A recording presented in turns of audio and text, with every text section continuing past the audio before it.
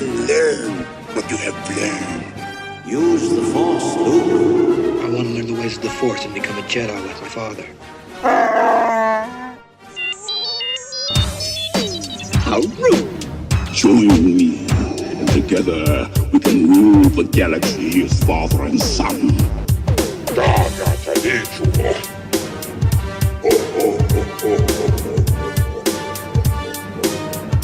Bulky religions and ancient weapons are no match for a good blaster at your side, kid. So when are you still alive? Don't give in to hate. That leads to the dark side.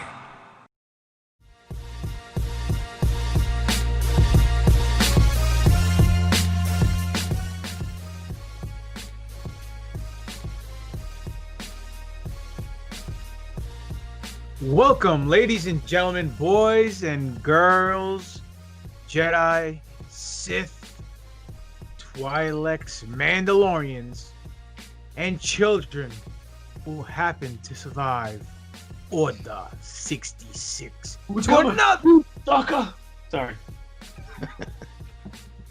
To another exciting, action-packed edition of the new Force Order for life podcast. It's a Star Wars podcast. If you haven't figured it out by now, this is Doc's favorite episode. Is this still episode 7? Pop. It is the 62nd anniversary of episode 7 for Doc. And for all you people who are not mathletes out there, this is episode 69, the Kama Sutra edition of the new Force Order. I am 1/3 of your host. I am a pro wrestler. I am a multi-time champion in a galaxy far, far away. Current heavyweight champion. Not one, not two, but 3 different promotions. I am your boy, Greek God Papadon, a.k.a. GGP. To the Greek God! Alongside with me, I have the distinct honor and pleasure of riding this galaxy with a thunder-stealing, kung fu grip having, big-time Gilmore Girl Mark medical droid, who's frozen right now. Looks like he just farted with that look on his face. And a malicious, sadistic, happier than a pig in shit because of the rumors that dropped this week concerning Star Wars Sith Lord. Boys, introduce yourselves. Ladies and gentlemen, sipping Ryan Johnson's tears mixed with the blood of younglings out of Darth Vader's helmet, I am the Dark Lord of the podcast, the Sith Ari, the Rampaging Reverend Kiss, the Butcher, your boy Spiro, aka Darth Spiridon. And I am smarter than 2-1B, more technical than FX7, currently unfrozen, like Han Solo in Return of the Jedi, the god of stealing thunder, and the man who, if you're not careful, will steal your ship and your bitch in a game of sabacc, Dr. Destroyo, Alex Arroyo. You should steal someone's Wi-Fi, this way you don't freeze or lag. I wish. Well, ladies and gentlemen, another week has come by, another week has passed, and a lot of news dropped this week. So much news that we're going to try to get everything in to this exciting edition of the new Force Order podcast. But let's not dwell, or let's not walk on eggshells a little anymore.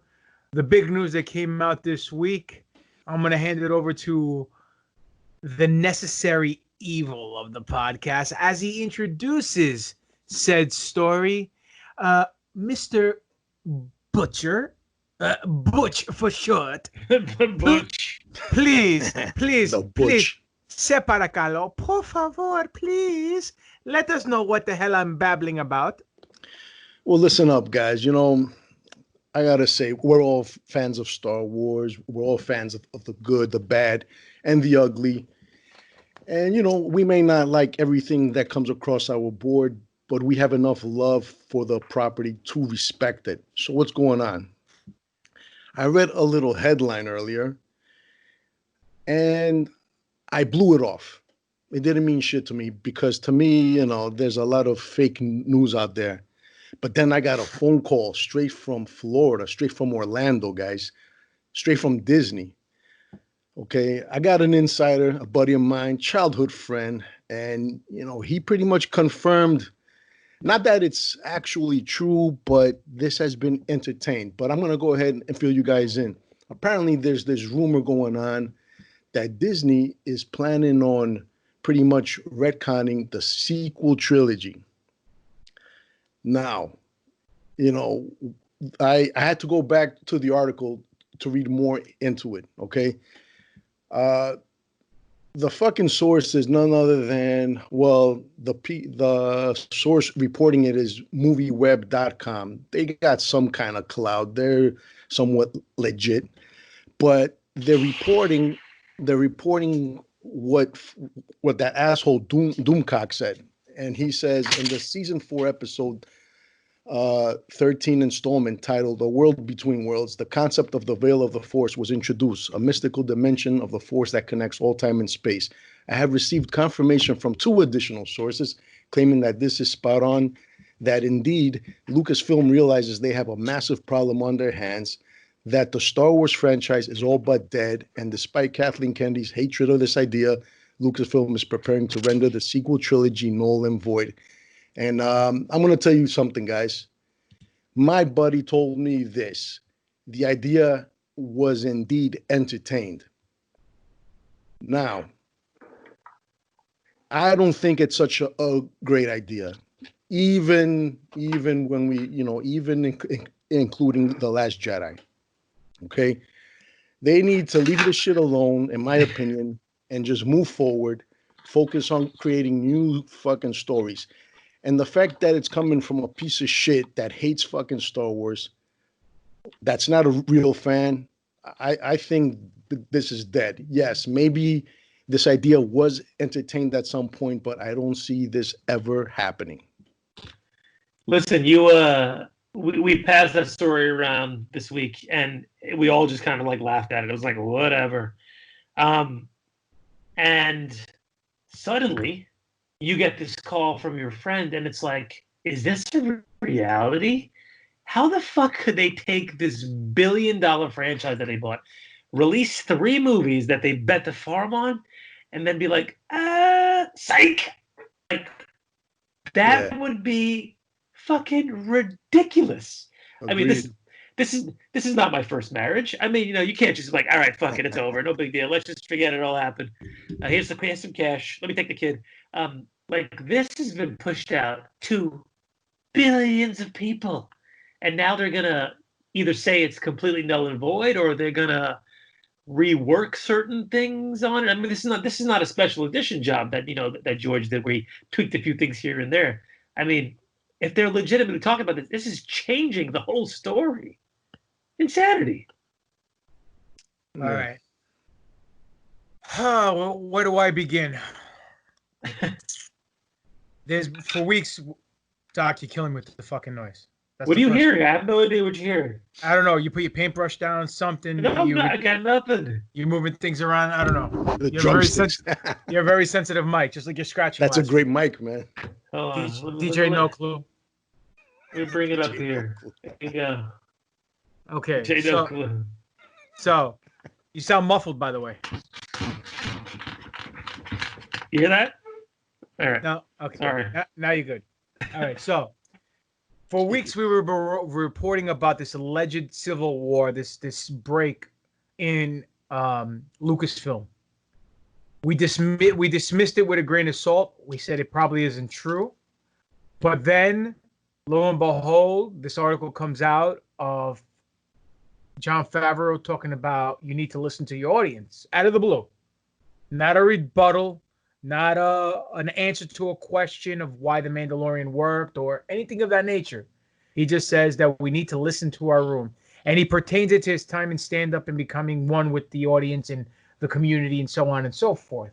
I said last episode 68, which was the 61st edition of episode 7 of the NFO, Brooklyn's favorite episode. That's right. That I was reading between the lines at this being like a verbal jab and feeding into the whole Civil War angle.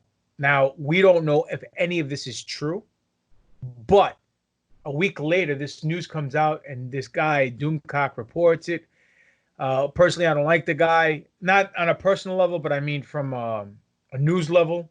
He's a big hater with the Phantom Menace regarding Star Wars. So I dismiss it. But then this thing starts popping up everywhere. Comicbook.com, this website, that website. Other YouTubers are reporting on it like it's the truth. Gospel. Yeah, like it's gospel, and it's spreading like wildfire. So here's the deal. Was this some kind of seed planted to test the waters to see, hey, can we double dip our chicken nugget and see we can make double the money on the same set of movies? 7, 8, and 9 all over again. If they did that, I'd be really fucking angry, man. I'd be really angry too because of all the money I spent on the books and the comics and the movie posters hanging behind my back.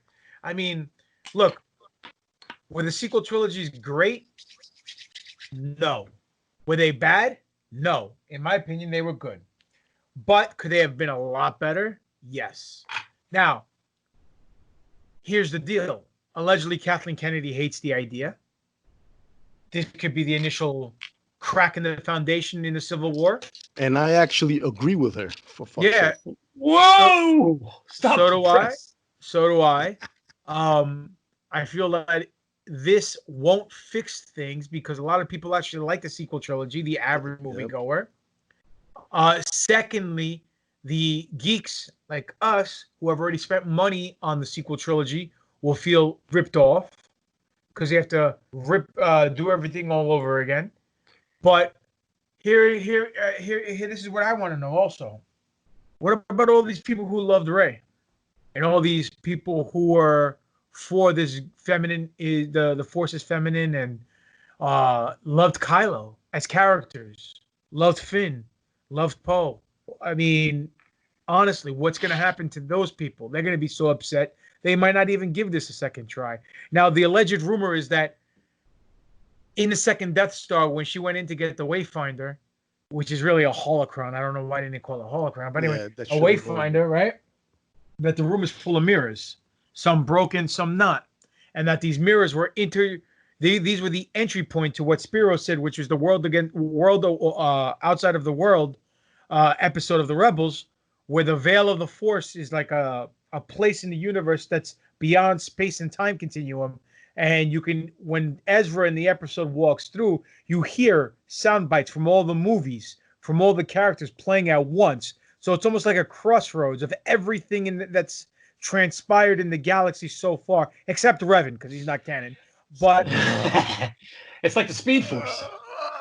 Exactly.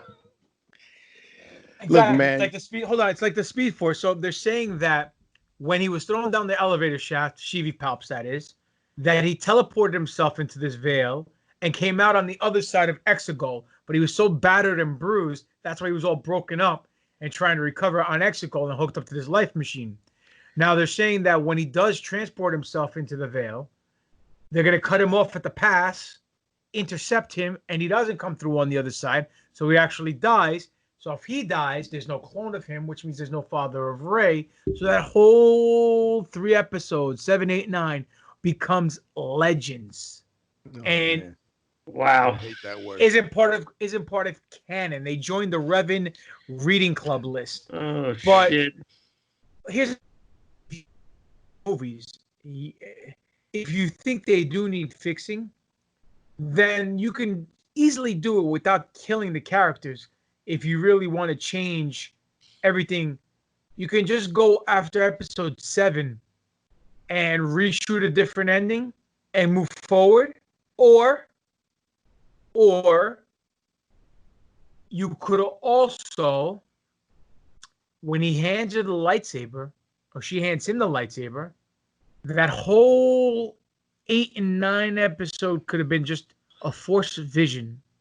And then they started off by him handing it back to her. You know what I'm saying? Or looking at the thing, and instead of him throwing it over his shoulder, that Luke Skywalker that is, hands the saber back to Rey.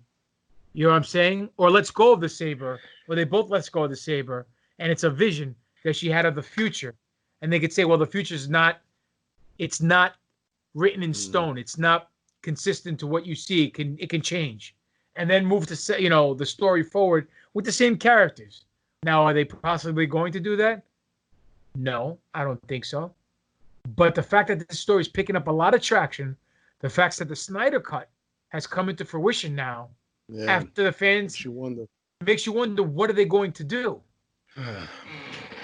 Well, listen, you know what, man? They're also trying to imply that they created this whole room of mirrors and all this shit as a way to like get themselves out of a pinch if at the end of the day they created a big pile of shit, you know. And everything that you said, it makes sense, and it would be a safe way to move forward, but they're gonna still piss off a lot of fucking people, man.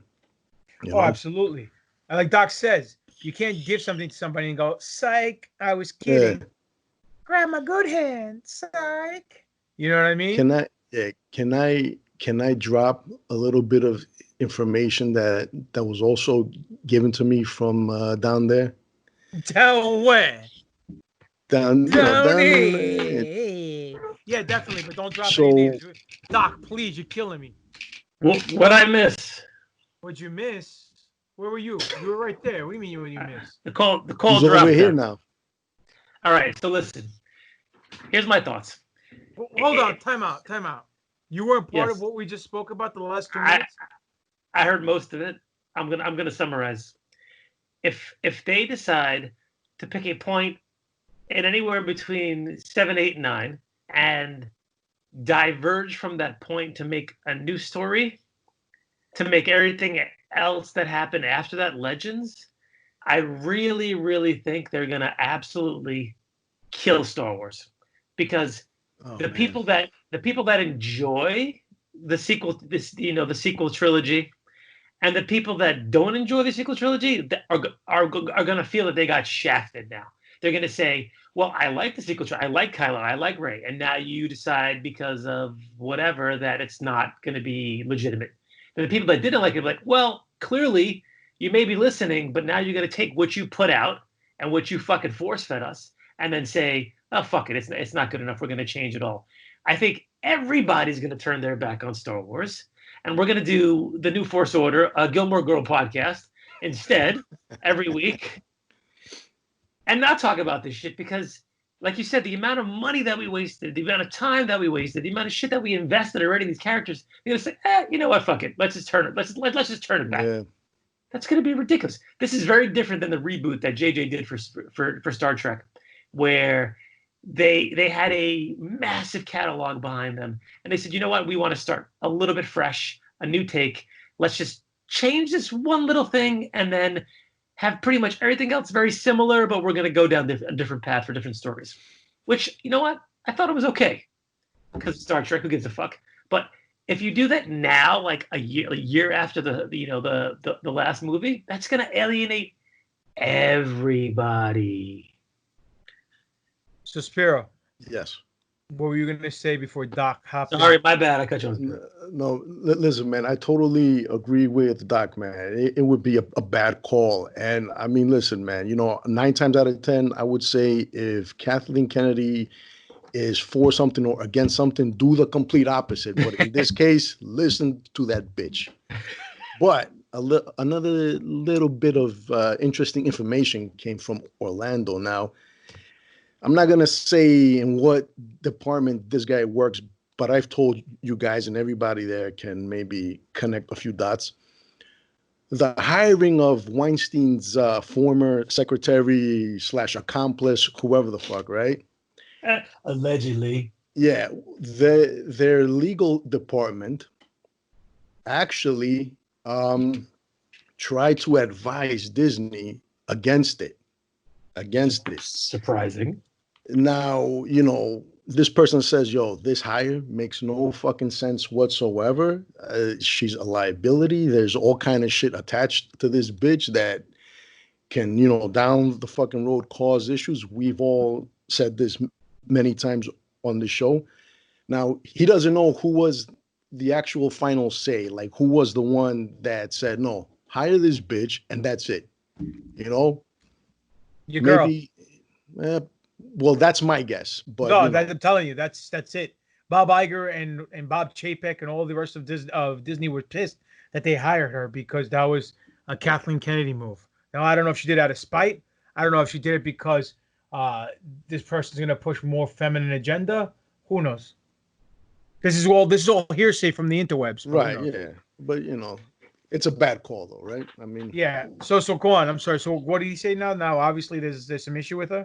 Are they going to fire her? They can't fire her. No. She didn't even do anything. Right now, you know, right now, her job is safe, you know? But knowing him, this person... I could tell you stories about this guy. If he really wants and he has the fucking time and the energy to invest in it, he will find a loophole to bounce her. You know? Gotcha. Well, aside from this individual who got hired because of political reasons and politics between the corporate bureaucracy of Lucasfilm and Disney, as far as this whole scenario with them retconning the sequel trilogy, I just want to say the following. I agree with Doc. I think this is a bad move. It will alienate a lot of individuals to the point where they're going to get tired of Star Wars. Now, this is, if I was running shop, this is what I would do. I would reverse engineer everything to fix all the plot holes and loopholes of the sequel trilogy. And if I needed to film new scenes to make the movies better, whether it's a minute scene or 5-10 minute scenes here and there, I would do it and put out the sequel trilogy. Doc, please stop. As special, Doc, seriously. I'm not doing anything. Doc, I'm barely moving. Special effects and shit. like I was saying, I would re-put it out as special editions, just like Lucas did with the original trilogy. Now, there's talks, and this is another rumor that came out under the radar that got overshadowed by the news that we just dropped on everybody. This was on this website. We got this covered, and we said this before. This website is the Drizzling Shits. It's the Alvin Alvarez and the Joey Tell of Star Wars news. But the reason I'm touching base on this story is because it's a story that we've been talking about for quite some time, and a lot of people want to see. So what they're talking about is that the Russo brothers, the people who did Infinity War, Civil War, and Endgame for Marvel, right, are in talks that they may be at the helm of directing a young Luke Skywalker Star Wars movie.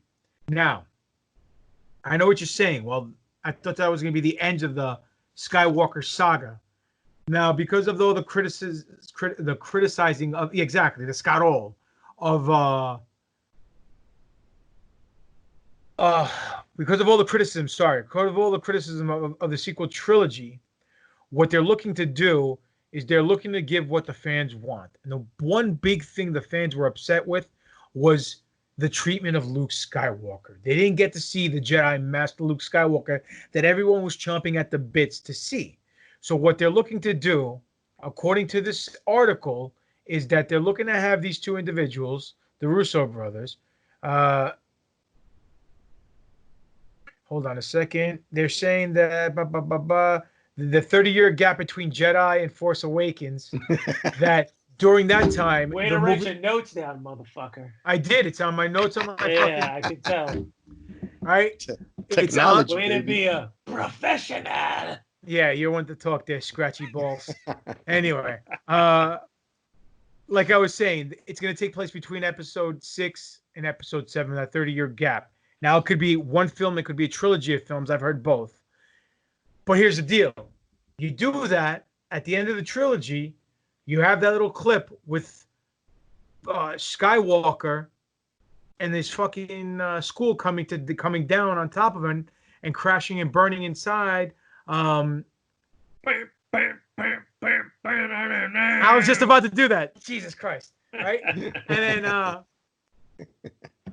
show why he isolated himself. Show that in the last 30 years, it wasn't all rainbows and puppies and unicorns for Luke, but it was, in fact, hard times. And there was a straw that broke the camel's back, and this was just weight on top of that straw, pushing him to the brink of just being broken. So there you could fix that plot hole with those just as well. Well, listen, I mean, we saw Filoni fix a lot of things that we thought were bad or kind of, stupid from the prequel trilogies by the Clone Wars. So they don't have a lot of time in between the sequel trilogy to do that, because like we said before in the past, how much time passes between 7, 8, 9? Weeks, months, days, who knows? Not years, that's for sure. But like you said, if they start to build the story around that thing, like, Rey's story around there, Kylo's story around there, from prior to them, 7, 8, 9, Luke's story around there, that could give a little more richness to that. And I would welcome that, not this whole retconning the whole fucking nonsense, because that's insanity. Anytime you use the word retcon, I want to slap the shit out of somebody, because tell me a retcon that's actually fucking worked. Please, I'm all ears. Can't think of one. Pop. Now, retcon, do you mean like a reboot or just a retcon? A retcon. Reboots are different things. If retcons, retelling something that, changing something that was in the story, it's, we see in the comics all the time, and it's like, you gotta be fucking kidding me. Yeah. So I agree with you. It's brutal. They admit they fucked up, and now they're like, all right, now we have to change this fuck up because we painted ourselves into a corner. And I don't think Disney's done that with the sequel trilogy. Yeah, like I said, were they great? No. Were they terrible? No. All right, let the past die. Burn it. Let the past die. Kill it if you have to. Yeah, exactly. Move forward. No, you don't let the past die. See, that's the problem. If they retcon this sequel trilogy, then they are doing exactly what you just said. The past needs to be further built out to lead into this trilogy. If you ignore that 30-year gap, then what are you going to do? You can't. But no, sorry, man. Go on. No, but I'm just saying, like, we have a scenario here. It's not the best scenario, right? Because we were expecting ABC, they gave us XYZ, right? So if we build something around it explaining why XYZ is present, then when people watch that and relate to what's already there, they're going to go, oh, I see. All right, I like it now, because now it makes much more sense. Yes, agreed. Just But like I if they think, go on. I think that most people would probably prefer to see this story roll out over seasons in a series. I think they can do so much more and do really good job, because if they make movies, it's gonna be hit or miss. And these guys have a really good track record. I don't think they've done anything bad yet. But when you make a movie, especially when it has to do with Doc's balls here, it was a short film. Adjust my mic. Oh, yeah, but you know what? But it goes really long. But when you take something like Star Wars, man, I mean, automatically people are gonna go through it with a fine-tuned comb. Now, just make it a series, man. Fuck it. You know what I'm saying? They can't. Why not? They can't justify spending all that money, right? To make this make money, bro. No, they won't, because they already got everyone's $10 off the Mandalorian. So they're not going to make an additional more money on this. They got to put it out as a film in order to make that Scott-O. They already got everyone's Scott-O from the freaking Mandalorian. So now if they put in another $1 million or $100 million, you know what I'm saying? Like it's like them double dipping into their pockets, paying twice for one lap dance, like Doc used to. Yeah. You know so, but here, I want to say something real quick. You know how we're saying how they have XYZ, they need to build a story around it, making why XYZ makes sense, right? Yes. Yep. Well, Star Wars has secretly revealed how Palpatine corrupted Kylo Ren. Now, we're not talking about how he He corrupted him took in him to episode. the strip club. Age 18, they went to the nudie bar. Him, Al Bundy, and Bud Bundy. That's right, folks. So, what they're saying is that they think that he corrupted him since he was in the womb of Princess Leia. Ooh, that's fucking dirty. Well, here, they're That's saying some that. Plagueis type shit, son. Yeah, dude. Yeah. Word Now, to they're saying that in the Aftermath novels, that what's her name, Leia felt a cold presence, and like she had visions of something to the extent where hands were grappling her and touching her womb when she was pregnant, right? Almost like in that panel where they showed like Palpatine messing with Shmi Skywalker's belly when Vader was having that vision. Yeah. And right in the Star Wars comics. Now, this all transpires in this Kylo Ren comic book series that came out by Marvel recently, that was written by Charles Soule, right? And it's essentially Kylo Ren's origin story. I mean, we touched based on the books before, and what happens is it's reinterpreting his life in a fascinating way. The comic revisits the fateful day when Luke sensed the darkness within Ben Solo, and in a moment of horror, triggered his lightsaber. He sparked the green, leading to a duel, which he was defeated by his own nephew. But it is hinted Luke did not sense Ben's own darkness, but rather Palpatine's, with Darth Sidious orchestrating the battle. Once Luke was defeated, it was not Kylo Ren who destroyed the Jedi Temple. It was the Emperor who summoned Force lightning from the heavens. But how did Palpatine do that, you say? Well, we saw Yoda do it as a Force ghost in Episode 8, right? Just with the flick of a finger, right? Yeah, listen, with that flick of that finger, you could do a lot, brother. Yes. Now, the book that came out, there's a recent book that came out that we talked about called Secrets of the Jedi, which is Luke Skywalker writing a little summary about every Jedi, right? From his own point of view, right? And it details that the Force powers that the Emperor had was almost like a bond with Kylo Ren, right? And he states the following: on occasion, the Force allows us to connect with another living being and communicate with them across great distances, seeing what they see and feeling what they feel. Though this may seem like a harmless and perhaps even valuable ability, it is easily manipulated by those on the dark side of the Force. Some powerful Force users have been able to create secret bonds with others who are unaware of their connection. They then use these bonds to corrupt their target and steer their actions. Even if the unwanted bond is detected, it can still be extremely difficult to break.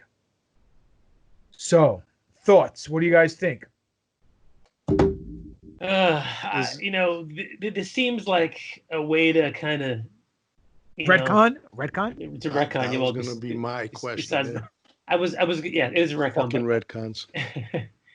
That's the name of the episode. Fucking retcons. Prop. It seems like a way to kind of like almost like non-demonize Kylo in this whole situation.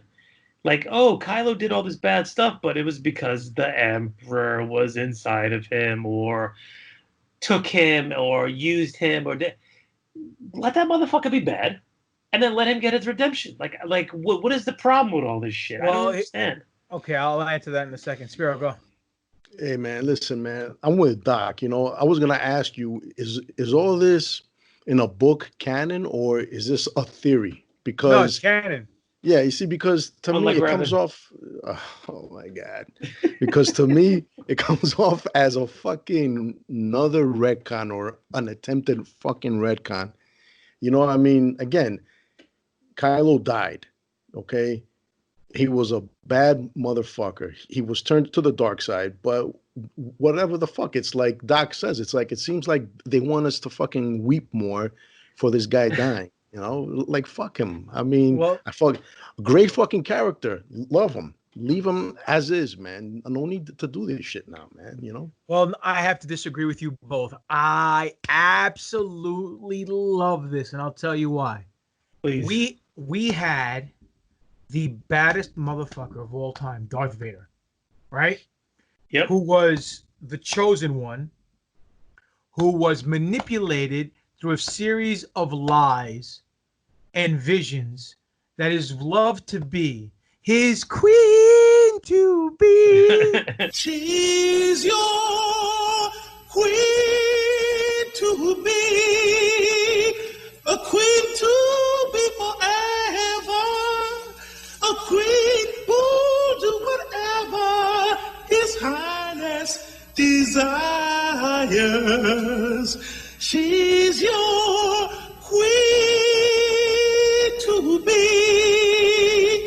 You like I put that one in last time? Yeah, right. Was going to die at childbirth. Then he thought the children died at the child. Didn't even know he had twins.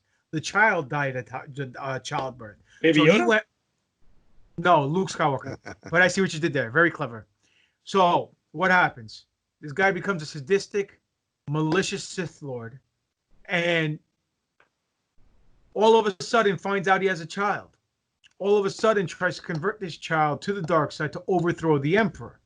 Now, there's little lines in these trilogies, even in the original trilogy, when he goes, Luke, the Emperor's seeing how powerful you are. Join me. We can overthrow him together and rule the galaxy as father and son. Out of left field, that line comes. So now there has to be reasoning for that line. And now they perfectly retconned it. Just like they did in the beginning of Empire when he sees the base, and we said it all the time.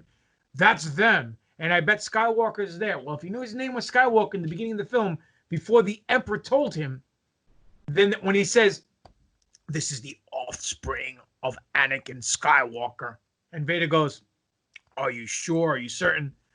Search your feelings. You know it to be true. It's because Palpy knows that Vader actually knows the truth. And now he's calling him on his poker face, telling him, hey, dude, either call or fold.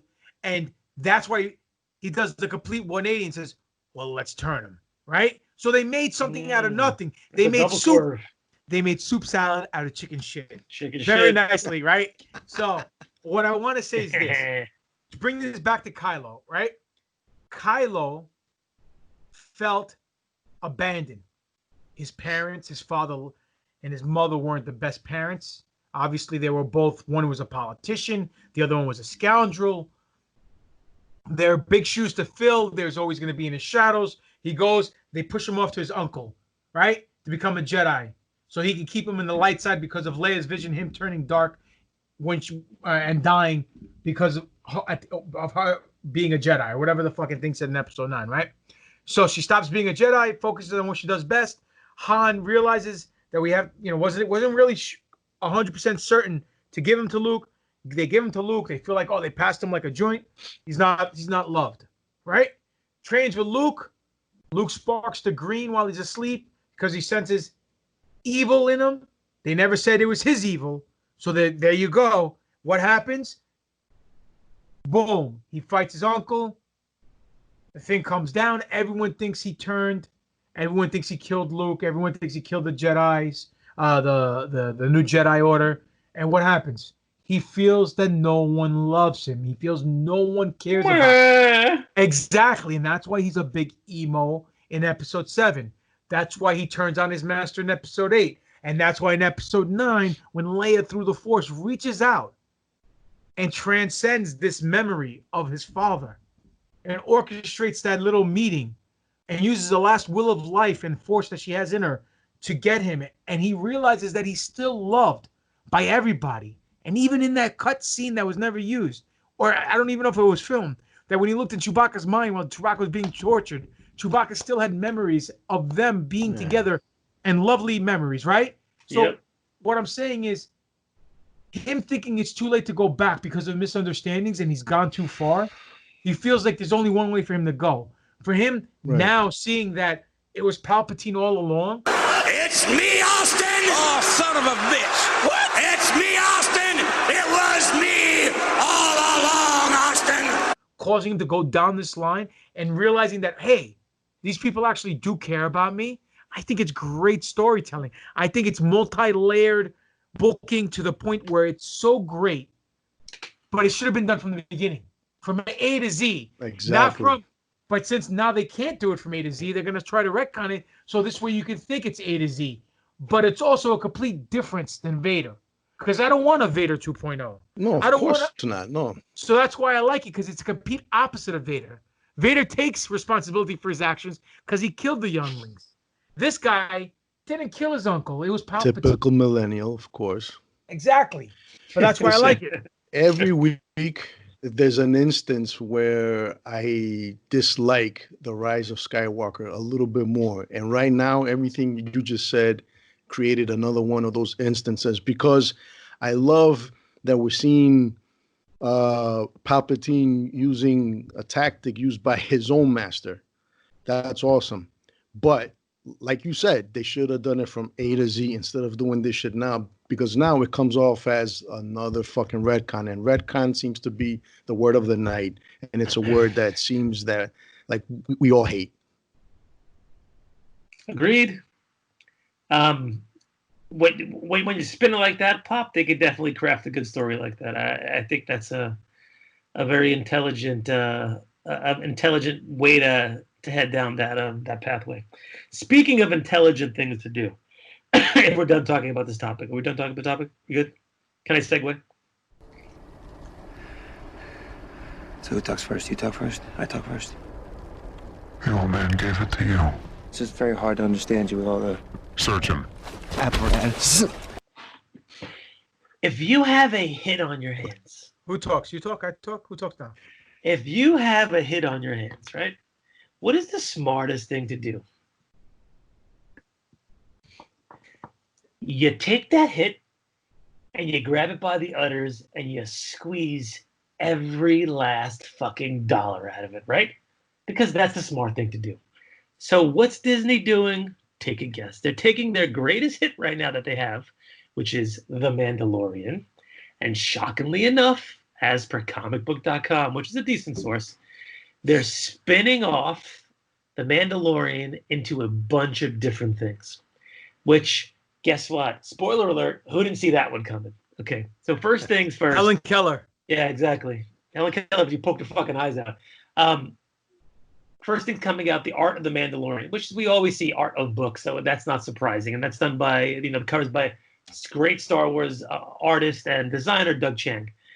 They're doing the Mandalorian original novel. Hold on, Doc, 1 second. Spirit, I got you. Okay. What's up? You faded to black. We don't see you anymore. It's my darkness, brother. Exactly. Yeah. He every once in a while it happens. The Mandalorian original novel, so a new story about The Mandalorian, which is an adult novel produced by Del Rey by Adam Christopher. The Mandalorian Ultimate Visual Guide, again by DK. DK always has a visual guide, so we know that, by Pablo Hidalgo, familiar name. The Mandalorian Allies and Enemies, Level 2 Reader book by Brooke Vitale. She sounds like she's Italian from Brooklyn. And that's going to be like, one of those kiddie kind of novels. They're doing the Mandalorian 8x8 storybook, again by Brooke Vitale, which sounds like a really kiddie novel. And then they're doing the junior novelization of the Mandalorian story by Joe Schreiber. So not a lot of insane things happening there, though they are going the comic book route as well, where IDW will publish a Mandalorian comic. And IDW, though Marvel publishes kind of like the adult stories, and IDW publishes more so like the junior kind of kid stories for Star Wars for younger audiences. So listen, we saw this coming a mile away. Is it going to change much for The Mandalorian? Probably not. Do you need to kind of get into any of those things? Probably not. But if you really want to get a little more Mando, that seems that the adult novelization is going to be where it's going to be at. Mando! Mando! Mando! They all hate you, Mando. It's more fucking Star Wars.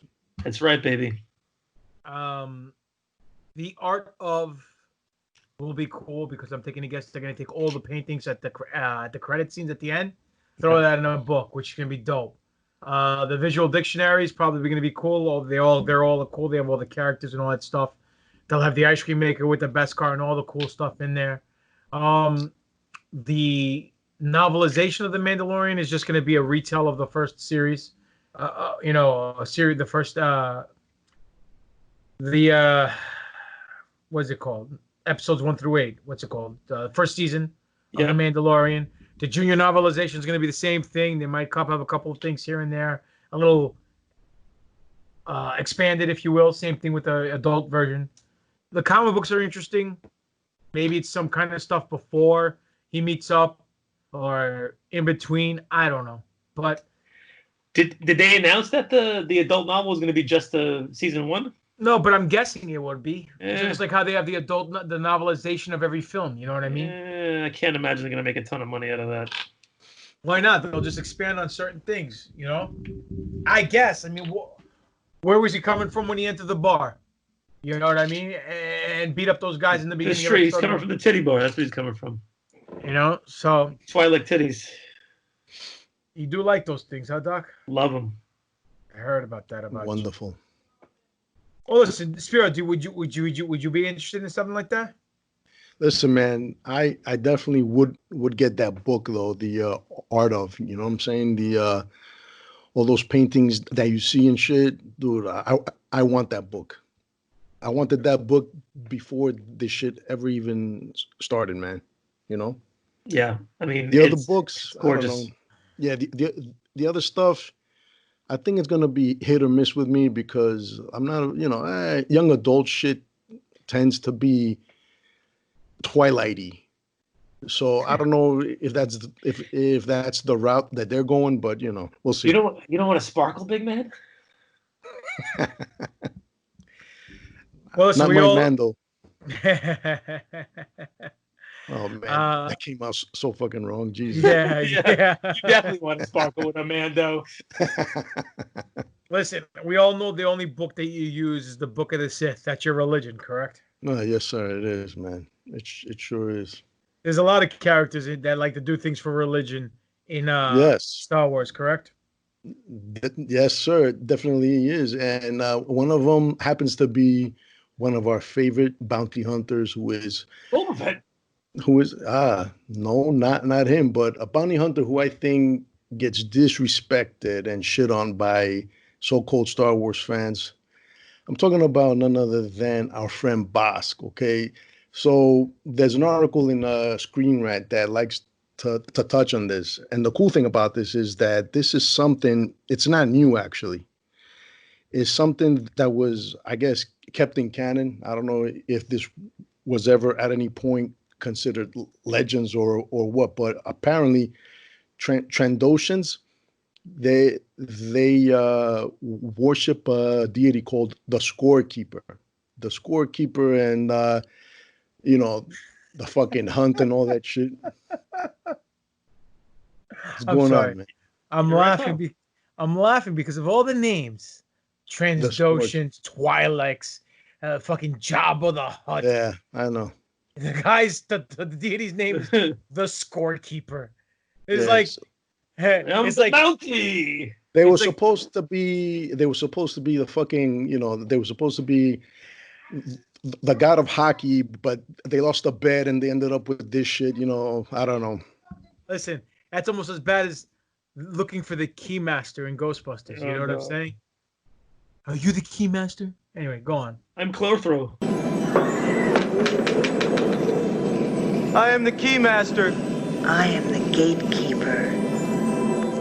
So I need to say this quick because fucking Screen Rant keeps on dropping the ball. They keep disrespecting Star Wars. Over here, they write Bosk, better known to some as the lizard guy in the yellow jumpsuit from Star Wars. No, fuck you. He's better known as Bosk. Okay, everything else is just it's fucking it's trivia. Anyways, so they talk about Bosk here. Where is it now? There's a fucking some artwork from the book where this guy puts Bosk up against a wall, and Bosk says, "Careful, we live and die as the Scorekeeper wills, and I am favored over my enemies by the great goddess." So apparently Bosk thinks he's fucking untouchable. He can't die. He worships this great goddess, the fucking scorekeeper. Shitty name, What if Doc calls his bookie in Vegas and see what the odds are on Bosk? Yeah, we'll find out. Sure. But anyways, there's a fucking description here, spoilers in case anybody's into this book. In Bounty Hunters #3 from writer Ethan Ball Sachs, with art sorry, with art by Paolo Villanelli. Valence. Wait, haven't we heard that name before? Wasn't he a bounty hunter in the old Marvel comics, Valence? Valence. I'm not sure. He looked like Cable. I'm gonna Google him right now. Hold on. Keep going. Yeah. It says here, Valence is uncovering a trail that will lead him to Lash, another stupid name, when Bosk catches up, seeking to eliminate his competition and gain the coordinates to Lash in Valence's possession. As they fight, fans get a flashback to when Bosk and Valence were a part of Lash's crew before she betrayed them and instilled the bad blood seen in the present. Even back then, Valence and Bosk didn't like each other. After Valence threatens Bosk, the Trandoshan reveals his motives for hunting and killing across the stars. So, guys, he does it because he believes in God. Yes. Like many other real life, I'm not going to get into that. I was just about to say, just like every other religious zealot nut out there in the past, whether it's the Crusades or whether it's the popes or the ransacking tribes in third world countries for the sake of spreading Christianity and all that other nonsense. Yeah, exactly. So as predicted, Valence was a bounty hunter that was in the very last couple issues of the Marvel comics from the 70s, the Star Wars.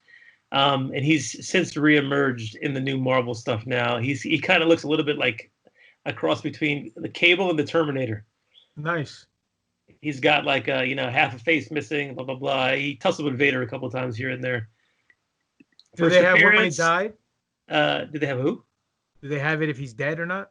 No, I think he's still around. Because like I said, he just popped up in the comics recently. You get what I'm saying, though. I mean, the comic, they don't know what timeline is that taking place of the bounty hunters, right? Yeah. I'm just saying maybe that's the guy from Terminator. What's his name? Michael B. What was the actor's name? Michael Bain. Michael Bain. Bean. Maybe that's the guy he's playing in. If they're gonna go down that route, it's possible. Anyway. That would be just desserts if the guy who was hunting the Terminator plays a Terminator-like character. It says here too that Bosk was less interested in finding Solo for Vader in Empire Strikes Back and more concerned with killing Chewbacca. Now, wasn't there also an episode of the Clone Wars where they kidnapped a baby Wookiee and they fucking chased them around and shit? There was rebels, I believe. There was Wookiees Really? that were slaves, and Ezra's freedom. Yeah, but I don't think. But it wasn't Chewbacca. Chewbacca was too old for that. No. Well, I'm not saying him, but apparently Transdoshans have something against the Wookiees because I remember Wookiees have beef. You are correct. Right, because it was Ahsoka, a Wookiee youngling, and some other kid, right? Could have been, yeah. You're probably right. He's the one with the wooden lightsaber, correct? I'm not sure, man, but yeah, I mean it makes sense. They do have beef. What's beef? Beef is There when is you got beef. 2 Macs to go to sleep. I'm crying. Well, listen. What's old is new, right? Well, That's right. Right? This guy was in the 70s. Now they're bringing him back. And, I mean, it happens from time to time when things happen in the past, and now they're brought back into the limelight in the future. Right, Doc? Indeed. Things get brought back to the limelight in the future. I don't know which one you're going for over here, but are you going for the Phantom Menace CGI or are you going for the Dark Saber? Neither. I was going with the Regal Cinemas. Oh, Regal Cinemas. Oh, fuck. I forgot to pull the article up. Anyway, so good thing that's happening, guys. This coronavirus is killing all of us. Yeah. Well, some of us literally, some of us figuratively. But one good thing that's going to come out of this is that Regal Cinemas are planning on reopening, and then they're showing classic movies at that reopening. So things that are going to come out. Black Panther, which is not so classic, but good movie. Rocky, Unforgiven, Inside Out, Jurassic Park, Bloodshot, which hit theaters in March, which kind of like lost its steam because of the coronavirus.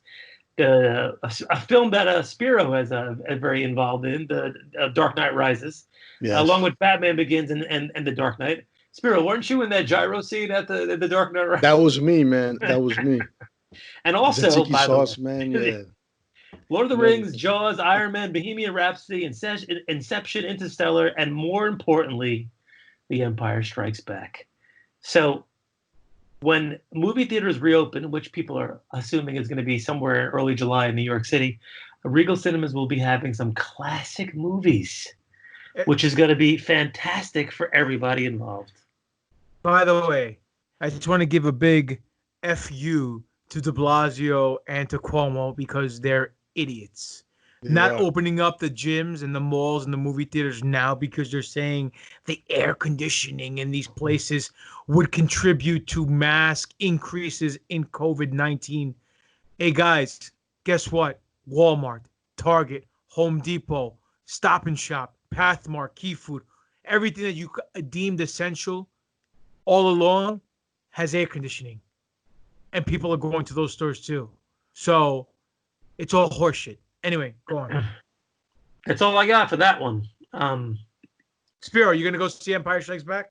I am for sure going to go see Empire Strikes Back. You know what, man? It sounds to me like there's an NFL outing in the air, in the works. Yes. Let's go. Let's go. You know, Doc, maybe you're going skiing again, Doc. Maybe the brothers will even go live from the theater and annoy the fuck out of everybody, just because we can. Hey, listen, we could do whatever we want to do because the NFL runs shit. So it is what it is. And what is anyone going to do? Step to us? I like to see someone try. I'll punch someone right in the throat and laugh at them all the way down. That'll be fun. You know what, man? It's so true, man. The NFL does run shit, man. And I gotta tell you, man, I've been getting a lot of positive feedback. I mean, I've spoken to people that say that we've converted them from Star Trek to fucking Star Wars. Not that they really needed us to do that, but it's nice. It's almost like being gay and turning back to straight. Not that there's anything wrong with it. There you go. I've gotten a lot of fucking feedback, and I want to give a shout out to a lot of guys, man, out there that have called me on the phone. Guys like Dimitrios Surdos, Doc, everybody loves you. Whatever you are having, they want. They want the energy that you bring and all that. GGP is a fucking natural. They love you, man. Your fucking knowledge. They love this shit. I've been getting a lot of positive feedback. A lot of guys are telling me that I'm starting to look a little bit more comfortable and all that. And, listen, guys, I just want to say thank you, okay? But if you really love us that much, fucking start sharing our fucking show, all right? Start sharing our show, okay? I'm not going to stress you people to buy a fucking T-shirt. That's okay. But share the goddamn show, man. Get our name out there, If we're doing all this great shit and you love us so much, help 3 brothers out and share the fucking show, man. Tell your mother, tell your cousin, tell your sister, especially if she's hot. Listen, if you people want to ride and die for life with the new Force Order, we want you people to go beat the drum very loudly all over the universe and defend us against the player haters out there, because we need all of us together, the NFL army taking over and putting us where we belong, and that's in the forefront. And speaking of over, sorry. I just get excited every time you say the word over. I'm looking for the transition. Putting us in the forefront of all the Star Wars podcasts. You understand what I'm saying? Because together, we will strike harder, strike fast, show no mercy, because that's the way of the Cobra Kai. But, we want you guys to defend us to your dying breath. And, recently, someone from the Star Wars family did some defending as well. Yes, indeed. Let's hear you okay over there. Listen, man. I don't know. Did okay? So Ryan Johnson, right? Who? Ryan Johnson, Ryan Cock. So is he really defending Star Wars, or is he just trying to endear himself to the multitude of fans that want to fucking drag him through the fucking streets? He's got the false flag out. What are you talking about there, Spiro? Please enlighten the masses. All right. So what happened here was, what happened? Mr. Johnson here came out in defense of the prequel trilogy. Apparently, people cannot stop talking shit about it. Listen, the prequel trilogy was not perfect, and in many instances bad.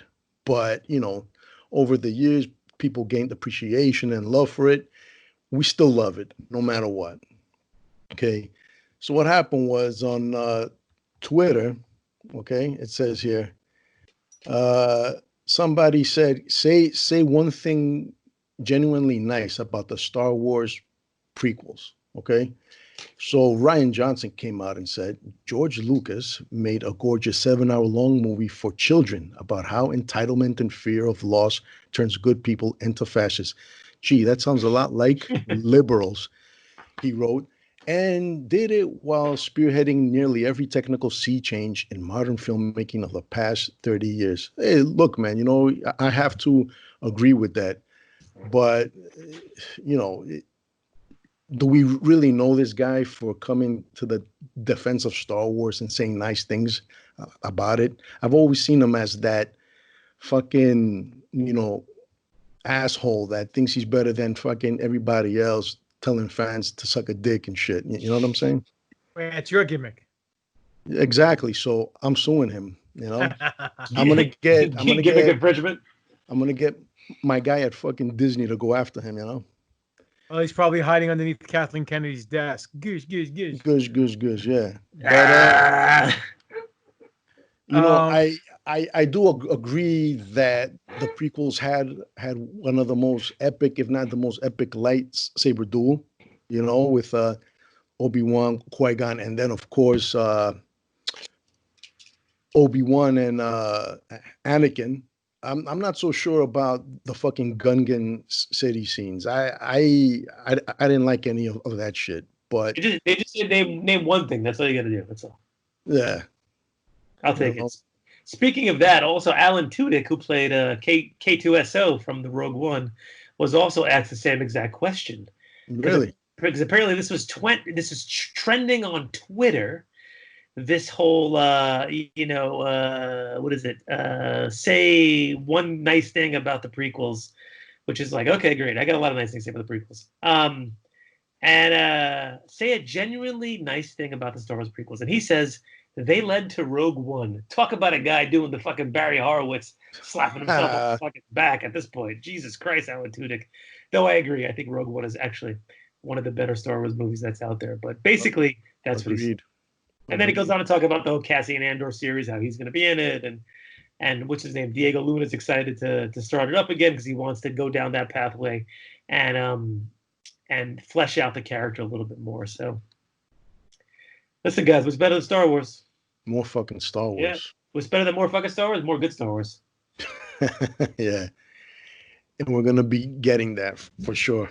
For sure. Now, do you think, and I read this somewhere, I heard this somewhere, that they were saying that it was more of a backhanded compliment to George, that he was taking a poke at him because he was saying he made a 7-hour movie for children, trying to say that. Yeah. And then I didn't like the fact that he used the word fascist. You know what I'm saying? Trying to get his shit over politically. Like, you could have just said all these people just went evil. But you know what I'm saying? Not that I'm for fascism. I'm just saying, like, you didn't have to bring that political aspect into the tweet, just like you didn't have to bring political or feminine undertones into a Star Wars movie. Those are the buzzwords, Mm-hmm. Well, listen, I think that's one of the main reasons why The Mandalorian did so well, because there wasn't any. And I know we've talked about this in the past, saying that they did what the fans wanted, and that's just tell a good story to take us away from the shithole that we know as our reality, and let us escape for a little bit, for a little while. You know what I'm saying?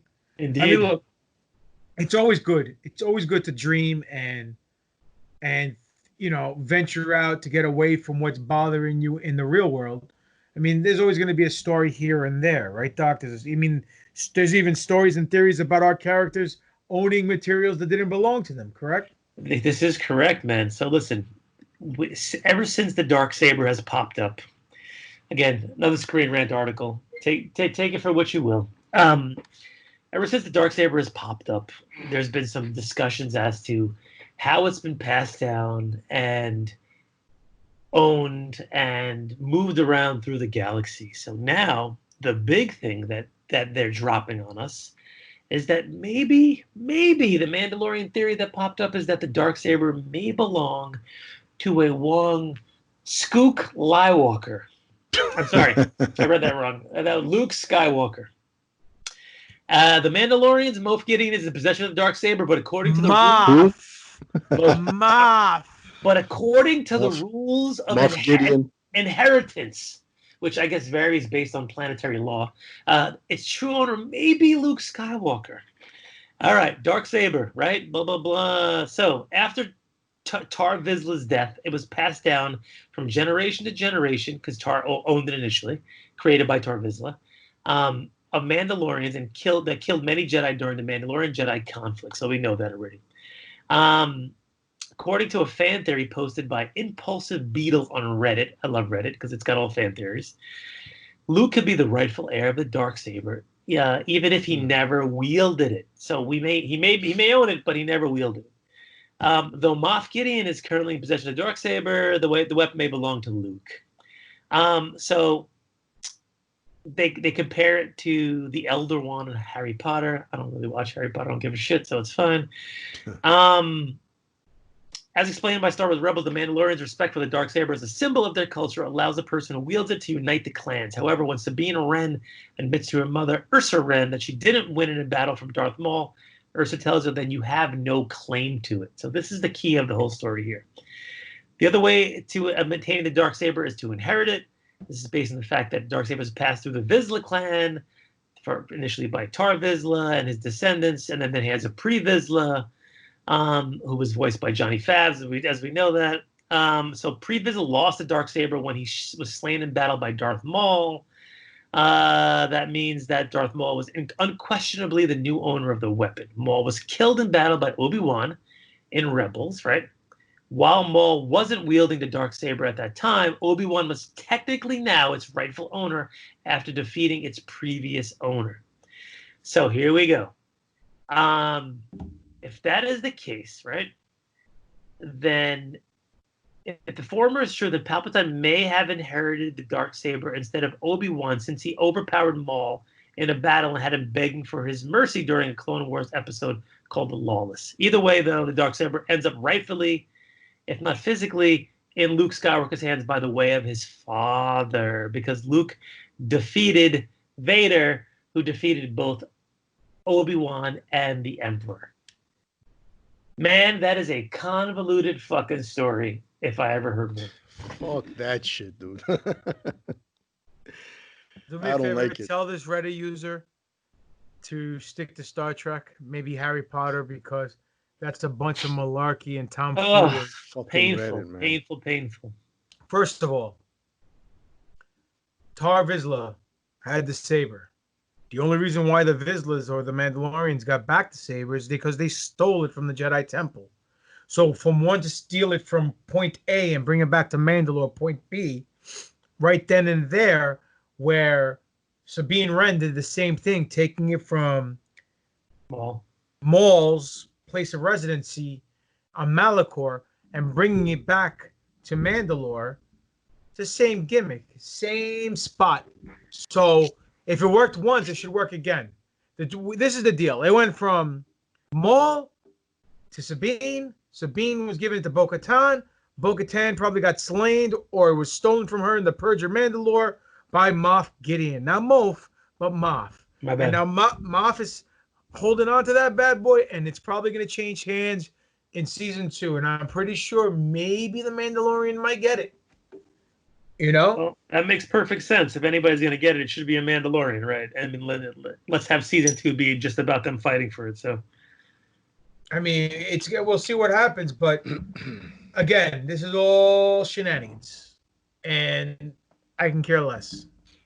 Yeah, I thought the whole story was total bullshit. Yeah, man. Whenever some motherfucker, it seems like Reddit is full of these crazy theories that are worse than a fucking spider web, man. Once you fucking start reading, you start getting tangled, and then it's like, yo, fuck this shit. I don't care anymore. Fuck them. It makes no sense, man. Anyways, let's wait for season 2. Let's see Din Djarin win it back for his people, and that's it. Fuck it, man. I hear you. I totally hear you. I mean, people nowadays, they want to make theories, they want to make up speculations to fit their narrative, but they're not the ones in the driver's seat. Just sit back and enjoy the ride. I just don't understand why certain people nowadays, they have to get on their soapbox and scream and shout and say, hey, look at me. This is what I would do. And because I said it and I have 20 likes, it's now a fact. No, it's not. You should learn to shut your mouth and accept the good and the bad, because that's what we need. We need balance in the fandom, and that's what it's all about. Now, they're talking recently about the first Jedi as well. The original Jedi, we saw him in Spiro's favorite movie, The Last Jedi, that he wasn't a server of the light side of the Force, that he was a balanced being. And in the book that we mentioned earlier, where Luke Skywalker gives his point of view of all the Jedis, he states, the book is called The Secrets of the Jedi, just so I can reiterate the title. They basically state that it says that we call upon three, the light, the dark, and the balance, true. One is no greater than others. Together they unite, restore, center, and renew. We walk into the light, acknowledge the dark, and find balance within ourselves. The Force is strong. So, I mean, that's a key component in the sequel trilogy, too, about balance. And squeaky chair and all. I'm getting to it. I just ordered a new chair. Don't worry. Good for you. And you could have just used some WD-40, put it on that bad boy, but I digress. They even state in the same book, about how Baby Yoda was able to use the magic hand. What was that thing called? The magic hand. His strong hand. His force powers, right? How he was able to heal. And they're saying that I'm just combining two stories here, right? They're saying that using the Force properly is all about finding balance. And some Force users, particularly Force-sensitive children, known by the Jedi as younglings, are able to tap into this energy without an obvious alignment to either side. The Force simply flows through them, and flow through them in its purest form, based on the constant struggles I've witnessed. Now, this is Luke Skywalker writing this, between the light and the dark sides of the Force. Perhaps their innate neutrality can teach us all valuable lessons. So they're saying that in order to be powerful and have these Force healing abilities, you need to be neutral. You need to have balance. It kind of makes sense because in episode 9, Rey did it. She learned it through the Jedi text. But in episode 8, Luke kept telling her, you need to be balanced. The way of the Jedi needs to end. The hubris, yada, yada, yada, yada, yada. So who knows? But all I know is that I agree with the notion, because just because you're playing for one team doesn't necessarily mean the other team is wrong. It's all point of view. From my point of view, the Jedi is evil. Anakin, I have failed you. I should have known the Jedi were plotting to take over. Anakin, Chancellor Palpatine is evil. From my point of view, the Jedi are evil. From mine too. What do you guys think? Man? Well, listen, man, it makes sense. To me, I never understood the fucking concept of balance in the Force, because through my eyes, I never saw it. I never got it. And what made one better than the fucking other? They were both wrong. the Sith and the fucking Jedi.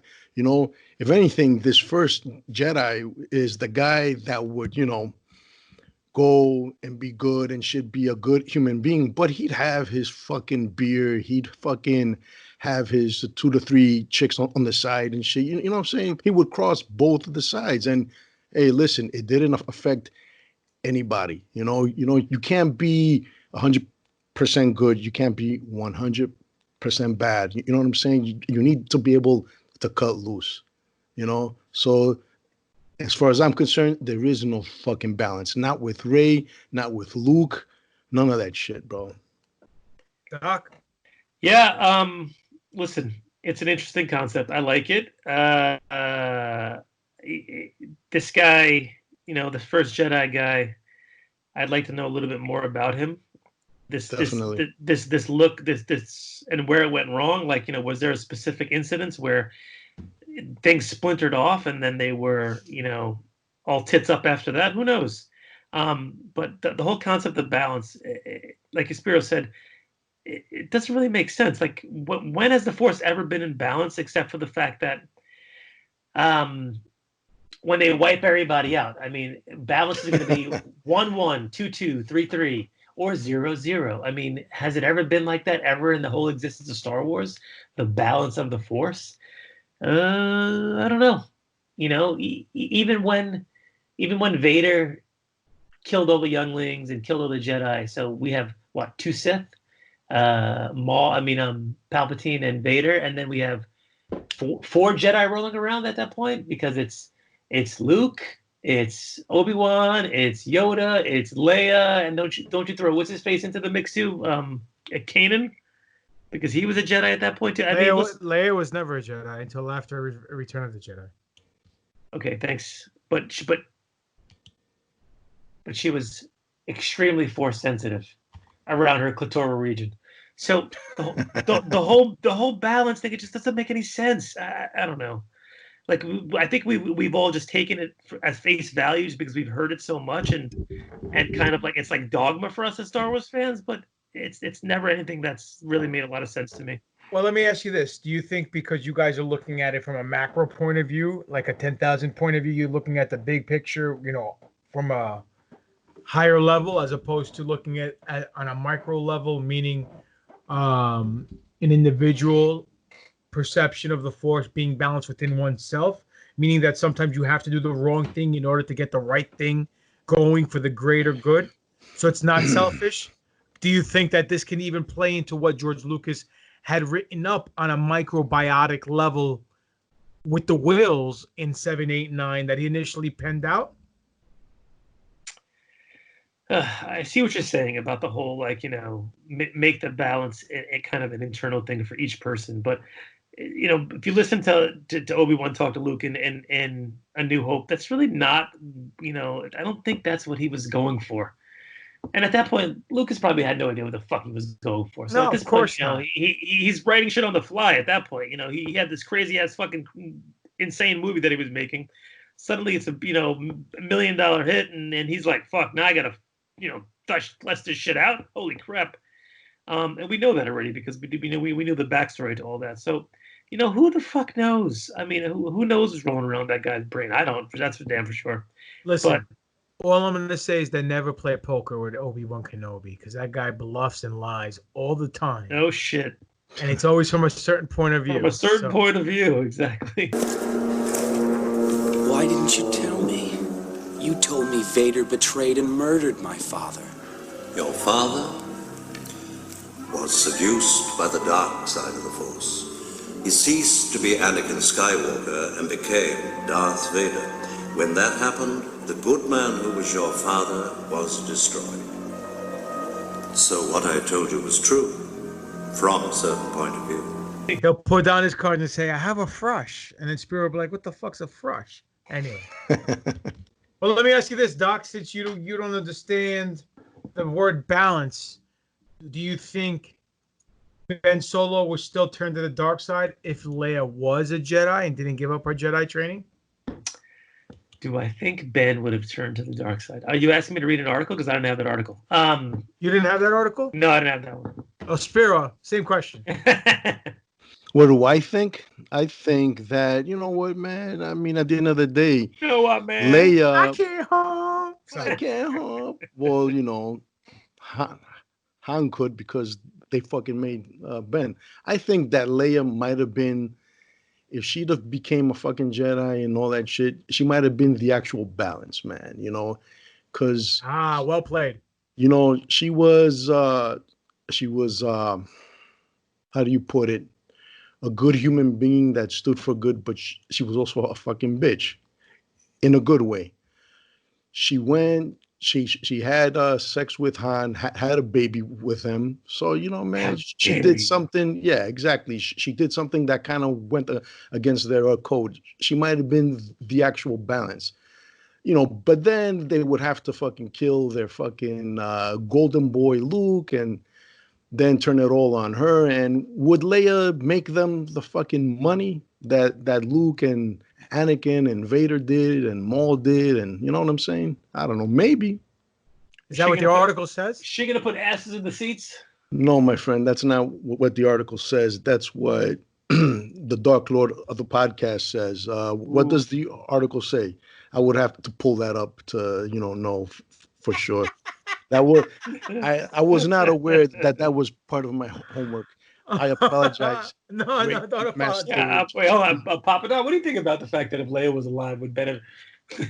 I have no idea because I didn't read the article. But all right, I apparently lost that one. Well, it wasn't one of my articles. That was it. So I figured you guys would take the reins. See, but man, whatever. That's why I asked. I said, no, that's fine. This is why we got delineated. And speaking of who's over, no, and then listen, this is why they love us, man. One of the articles that I did read was about my homegirl, Debbie Chow. All right. She's the one who's going to be filming the Obi-Wan series from start to finish. And she did 2 episodes of The Mandalorian, 2 very great episodes of The Mandalorian. And she came out and did an interview. And she said that the exact interview, the title of the article, hold on, I see, says, Obi-Wan director explains why working on the show will be different from The Mandalorian. Now you're saying, well, I don't understand how it could be different. You know, she's going to put her 2 cents in, and she's did a great job. Well, you're right. But according to what she said in an interview, she says it's definitely going to be different, just in terms of the sheer workload, obviously, of doing the whole thing. But in some ways, I'm going to miss having a team and having people who are there to bounce ideas off of. But then obviously on the flip side it is nice to have a coherent voice and know what you're doing from beginning to end. Gee. Now, she makes a valid point. And now they're bringing in, I mean, Ewan McGregor's excited about it, but they're also bringing in the guy who did John Wick 3. Yeah. The executive producer of John Wick 3, Joby Harold, will be taking over writing duties on the series from Hossein Amini. Now, I don't know if the rumors were true. From what we hear, that originally Obi-Wan wasn't supposed to appear till the last episode. If that was the case, then I'm glad this guy Amini got the boot, got the shaft. Unlike the way Doc likes getting the shaft, but you know, if this leads to bigger and better things for Obi-Wan Kenobi, I'm all for it, dude. I mean, the only good thing about having someone to bounce off of ideas off of is that they'll keep you in check. You know, we've seen that with 4, 5, and 6. We didn't see it with 1, 2, and 3 when everyone just yesed George to death because it was all his way. You know what I mean? So that's why it gets the critique that it got. But at the same time, she has a valid point where she knows the beginning. She knows where she needs to be. So the middle can be orchestrated to a certain degree where it's going to make the most sense from her point of view. And she's proven herself so far with her Mandalorian work. Yep. Hopefully it'll add to the Obi-Wan series. Yeah, she gets it, man. And I understand her point that, you know, having a cohesive voice, but I think Filoni and Favreau with that cohesive voice, and it actually it's kind of a wonder as to how The Mandalorian was such a great show when they had so many voices actually doing so many different things, and it's to their credit that they were able to make, you know, chicken salad out of shit soup. But listen, Chow has has shown me that she knows what she's doing. So, I'm down with Chow. Listen, man, John Favreau and Dave Filoni won't be too far behind. They'll be there, and I'm sure she'll have other people. If they use the same formula that they used on The Mandalorian and make this a team effort, and we already know that all these people love Star Wars and they're excited to be there, and it translates over to this series, fucking awesome, man. It's gonna be awesome, Absolutely. I mean, look, we all know Filoni's going to be running the ship over there on the live action series. We touched base tonight about maybe the Russo brothers coming in for this young Luke thing. It may be true. I mean, they are having, what's his name, Feige coming in and consulting and helping them formulate this MCU-style Star Wars storytelling moving forward. He's obviously done right with the Russo brothers, so there's a good chance that they might incorporate them to do this Luke series. So I have no doubt they know what they're doing as opposed to these legacy characters, because everyone's loves them and they're so infatuated with them that they're going to obviously give the fans what they want, to the degree where people are going to be not only nostalgic, but they're able to grow something organic from the seeds already planted from the old movies. How amazing is that fucking Luke Skywalker thing going to be if they actually pull it off? Dude, all they got to do is de-age Mark Hamill and CGI his face. Bring somebody new in. No. Welcome. No. Unlimited power. No. You Give me some Sebastian Stan. Yeah, man. Listen, man, I would love to see that shit, but do we really need Mark Hamill, man? Listen, we love him no matter what. But when you bring in Sebastian Stan, it's some new blood. He looks like a fucking young Mark Hamill, and if you do his hair a certain way and all that other shit, some makeup, he looks like him. So does Papa Don. Yeah, I wish. But yeah, man. Personally, I would love to see the Russo brothers handle something like an old Republic film, because they show you that they could do large-scale battles. Yeah, this guy keeps trying. I mean, think about it. Man, imagine a large-scale battle handled by these guys. Sith on one side, Jedi on the other. Dude, it would be epic. I'm just saying, No, you're not wrong, dude. You're not wrong. It would be totally. Well, listen, Mark Hamill's still a little bitter.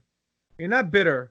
A little upset that one of his scenes got deleted from episode 4. Do you know what scene I'm talking about, Doc? It's the scene where he's trying to peek at Princess Leia in the shower when she's no, not that one. No, that's not the Star Wars we're talking about. That was the that's the Porn Wars. My bad. So realistically, do you know what the fuck I'm talking about? No, I have no idea. That wasn't my article either. Me neither, bro. I don't know. Sorry, man. All right, there was a deleted. That was your article. No, it wasn't. There was a deleted scene from episode 4, New Hope, where, and I've seen this scene. It just didn't fit with the tempo of the beginning of the movie, where he meets up with his friend. What's his name? Biggs Darklighter. Yes, Biggs Darklighter. And he actually sees the fight between. All right, Doc, please talk. Go ahead. Go ahead, Doc. Do I talk? Do you talk? Do I talk? Do I talk? Do you talk? It's all yours. Take it. They're watching Tantive 4 get attacked by the Star Cruiser, and they're watching it get boarded. Luke pulls up his binoculars, like, "You see that? It's a space battle up there, Biggs." And Biggs is like, "Well, I'm in the Empire now, but I'm gonna defect into the Rebellion." And Luke gets a hard on, and then they go see Cammy, and they go to Tashi Station with some other fucking jabronis. Yeah, exactly. What's Mark Hamill got a hard on for that absolutely fucking terrible go nowhere scene? Well, no, he's saying that adds to the fact that his best friend's leaving and he really wants to get off the planet, and the fact that his uncle needs him there for another season, and that's why it adds to him, being upset And it even makes that later scene when they meet up at the Yavin 4 before they go for the trench run. He had some more meaning because it gave that friendship some depth. He's not wrong, but at the same time, if it doesn't fit, it doesn't fit. You know, it would have been like old Steve Rogers and Bucky there, sort of a vibe and shit, maybe, you know. The drizzling but fuck shits. them anyways. Welcome Yeah, exactly. The drizzling shits. Well, listen, a lot of people. Listen, so look, sometimes you got to course correct, right? You got to course correct in order to make things mean a little bit more, or to add a certain layer to certain scenarios so you can get a different meaning out of it. They've done it with Star Wars a million times, but the one time they didn't do it was during the Phantom Menace, right, Doc? Yes, this is correct. So there, listen, how this came out on a non-slow Star Wars news week is beyond me. But anyway, Star Wars Phantom Menace, again, Screen Rant. CGI mistake that George Lucas never fixed. Okay, so apparently during the pod racing scene, okay, when Anakin and Sebulba are neck and neck and they're fucking heading down the Beggar's Canyon over there, and they're, flip-flopping as to who's winning, you would have to pause it because it's so fucking quick that you can't see it with the naked eye. Over Anakin's shoulder, you see Sebulba's pod racer, and Sebulba is not in the cockpit. So apparently they knew about it. So our friend John Knoll, who was in the Mandalorian docuseries, said, yeah, we kind of knew about it, but we figured we can get away with it because it's a really small scene. And they have a screenshot of it. And if you squint and look really closely, okay, maybe the cockpit is empty. Again, who fucking cares? I don't either. How that makes news, how somebody got paid to write that fucking article is beyond me. Well, I'll tell you something. We don't get paid to talk about it. So, yeah, we're the more fuck it in the ass. Yeah, exactly. we're the most foolish ones, the more foolish ones. But whose article? Who took the 10 reasons Rey should have been that was mine. So let's talk about that fucking. Right. All right. So listen, Screen Rant again. Star Wars top 10 reasons Rey should have been Obi-Wan's descendant and not Emperor Palpatine's. Okay, so now we talked about this. Before we go any further, Doc. Yes. I'm sorry to interrupt you. What figure are you painting? That's the Thing? That's the Thing, yes. Is that the same one I have? No, this is a different. This is the updated one. Okay. I want to see when you're done, please, because I'm a big Thing mark. Number Yes, 2. Sir. Stop. I got a big thing. And I don't know if I should show it though. Papa does a big marker for it. Nice. Just saying, I buried myself on that one. So, what the fuck? So anyhow, what was I gonna say is that none of us mentioned any of the names of the articles that we've said prior to the last two. Stop quoting Screen Rant. Just stop. It makes it sound like we only go to Screen Rant. We went to like 6 different places. We didn't mention any of them, so I don't want people thinking out there we're just copying and pasting stuff from Screen Rant. So anyway, I have all the Screen Rant ones today. Anyway, so here we go. So in the beginning, when Rey was first introduced, there was a whole big controversy. And the two camps that she fell in were Democrat or Republican. Was Kenobi or Skywalker? It was one of those. Either she was a Kenobi, a Skywalker, or there was the Independent was like a nobody. Not many people were thinking of the Palpatine. So they decided to write an article about why we think top 10 reasons why she should be a Kenobi. So they both were introduced as hermits in the desert. Okay, no problem. Number 9, they both were waiting for someone. Rey was waiting for her parents, and Obi-Wan was waiting for Luke to kind of grow a little hair on his dick so he could fucking start fighting his father. Wait a minute. Obi-Wan was in the Catholic Church? What's going on over there? That's Father Obi-Wan Kenobi. All right, go on. Cardinal Obi-Wan Kenobi. Number 8, a droid brings them both out of hiding. So BB-8 brings Rey out of hiding, and R2-D2 brings Obi-Wan out of hiding. They both share a color scheme. Oh my God. Really fucking stretching it. Obi-Wan's underrobes and Rey's overrobes were the same color. And speaking of over, very good. Listen, I think it's for the fact that Star Wars has a very muted color palette on the desert. That's the reason why. Their mystic presences, whatever the fuck that means. There's almost a wizard quality to their manner and presence. Okay, that was a stretch. Their elegant fighting style. Okay, now so let's talk. I agree. Obi-Wan has an elegant fighting style. Does anybody think Rey has an elegant fighting style? Her fighting style was more incorporated with Palpatine with Yes, the stabbing. exactly. The thrashing and the stabbing. Where are they getting this shit from? That one's pretty painful. They both use Jedi mind tricks. Really? And every other fucking Jedi in every other fucking Star Wars movie used Jedi mind tricks. I watched an episode of Rebels today. Kanan fucking did it. Luke did it. Everybody does it. That's really what's going to put them over. And speaking of over, I know someone who didn't do it. Who? Revan, because he's not canon. That's true. They're both sensible and have a proper demeanor. Okay, because they're both fucking British. Big fucking deal. And she heard Obi-Wan's voice in The Force Awakens. I guess that was when she opened the treasure box that had Luke's dildo inside of it. And then number one, the dark side temptation was always forced. Again, in fact, it wouldn't be untrue to say that Kylo Ren's call to the light was more believable than Rey being seduced by the Sith, because she obviously meant to have Obi-Wan's influence to anchor her. Oh my God, this is another painful article where people are just taking shit and starting to squeeze out as much as possible. Listen, you're absolutely right. And when you're right, you're right. And you, my friend, you're right. So the only thing that I can say from that article that I agree with is the fact that they heard Obi-Wan's voice in the beginning, which was a mesh between Alec Guinness and McGregor. Ewan McGregor, yes. To where it's like saying, Rey, this is your first steps. Now, we said it before.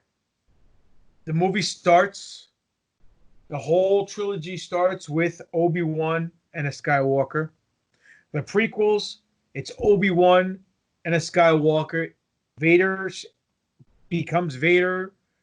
And then it ends with Obi-Wan and a Skywalker. At the end of the episode 6, it's all about Skywalker. There's obviously no more Obi-Wan, but he is in 4, 5, and 6. 5 and 6 as a ghost, influencing Luke Skywalker from afar. Now, I said and we all agreed that if she was a Kenobi, it would have been cool because then it would have been a Skywalker and Kenobi still fighting on the opposite ends, but this time, it would rhyme like poetry. We'd have a Skywalker who went dark and a Kenobi who's trying to get him back to the light. Same thing with the ancestors, as opposed to it being a Palpatine. Did it feel a little forced? Yeah. Do I still think even if she would have been a Kenobi, it would have been a little weak? In my opinion, yes. It's called the Skywalker Saga, so it should be about the Skywalkers. That's it. She should have been Rey Skywalker from the beginning. She should have been Luke's daughter. We've said it before how I think she should have been. It could have been retconned, where she got mind wiped and Luke was turned off from the Force, thinking his daughter and his wife died during that whole scene where the temple came down. That's what put him into hiding. All this stuff would have made sense. Yep. But it's not. So we move forward. But here, I said we know that the father is a clone of Palpatine.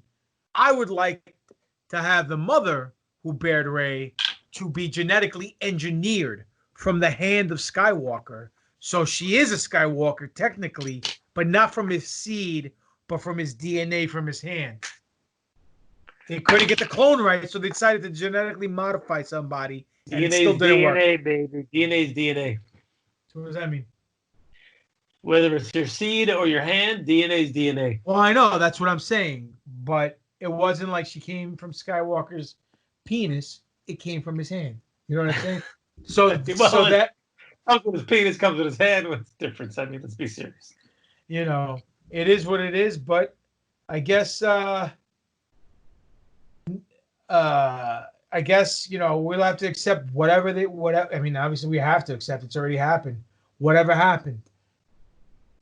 I mean, we just have to move forward. It happens. I mean, it is what it is. Some stuff gets over, some stuff doesn't. And speaking of over, we do a segment here on the New Force Order every week, and it's called "Who is More Over." Now, over is a wrestling term meaning popular. When a wrestler gets over with the fans, he becomes popular with them. When you're a good guy, you're a babyface. So when you're over as a babyface with the fans, people will pay a lot of Scott Old to come see you kick the crap out of the villain. And when you're over as a villain in wrestling, then people will pay a lot of Scott Old to come see you get your ass kicked. Now, what we do, we compare. We don't put two people in the ring and have them fight.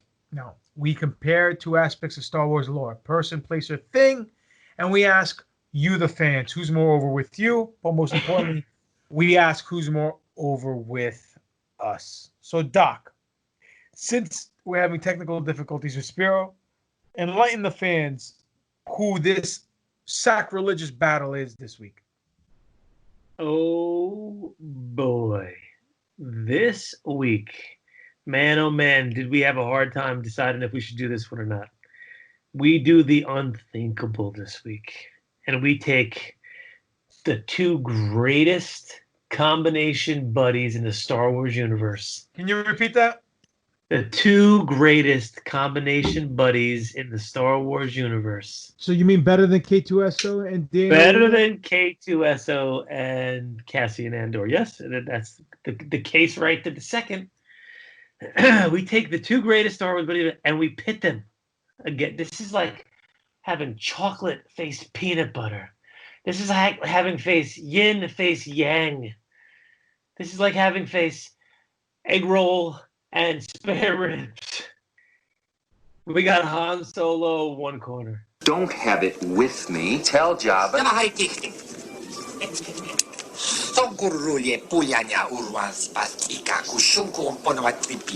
Even I get bored at sometimes.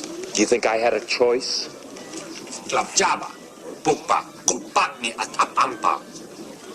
For my dead body.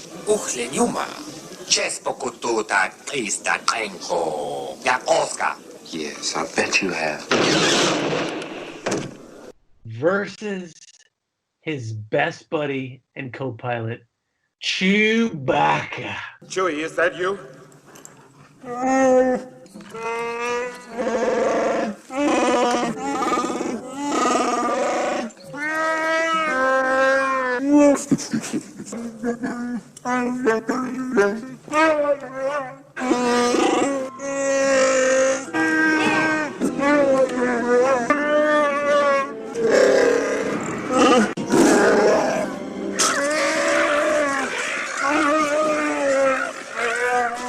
And I know Papa Don was super upset at this battle. With a tear in my eye, I said I did not want to do this because you cannot break the duo up. But I was outvoted, and this is a team effort, so we're going with it. Doc, what do the polls say on all the social media sites? Here we are. What do the polls say? Let's see. Boop, boop, boop. Okay, I'm looking at the answers over here. Hold on. We need Spiro for some of the polls.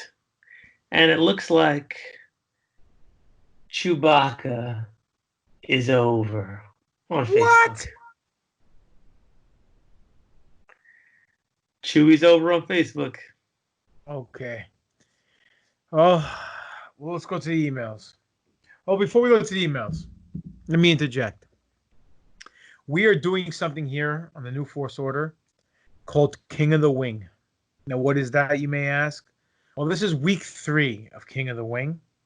And what we are doing is we are having our first ever play per view. Since we give this content for free, we're not going to charge you guys, even though we should. Unless you guys want to send me money. Pop it on 595 yahoo.com is the PayPal. I'll gladly accept any Scott All you send. But here we go.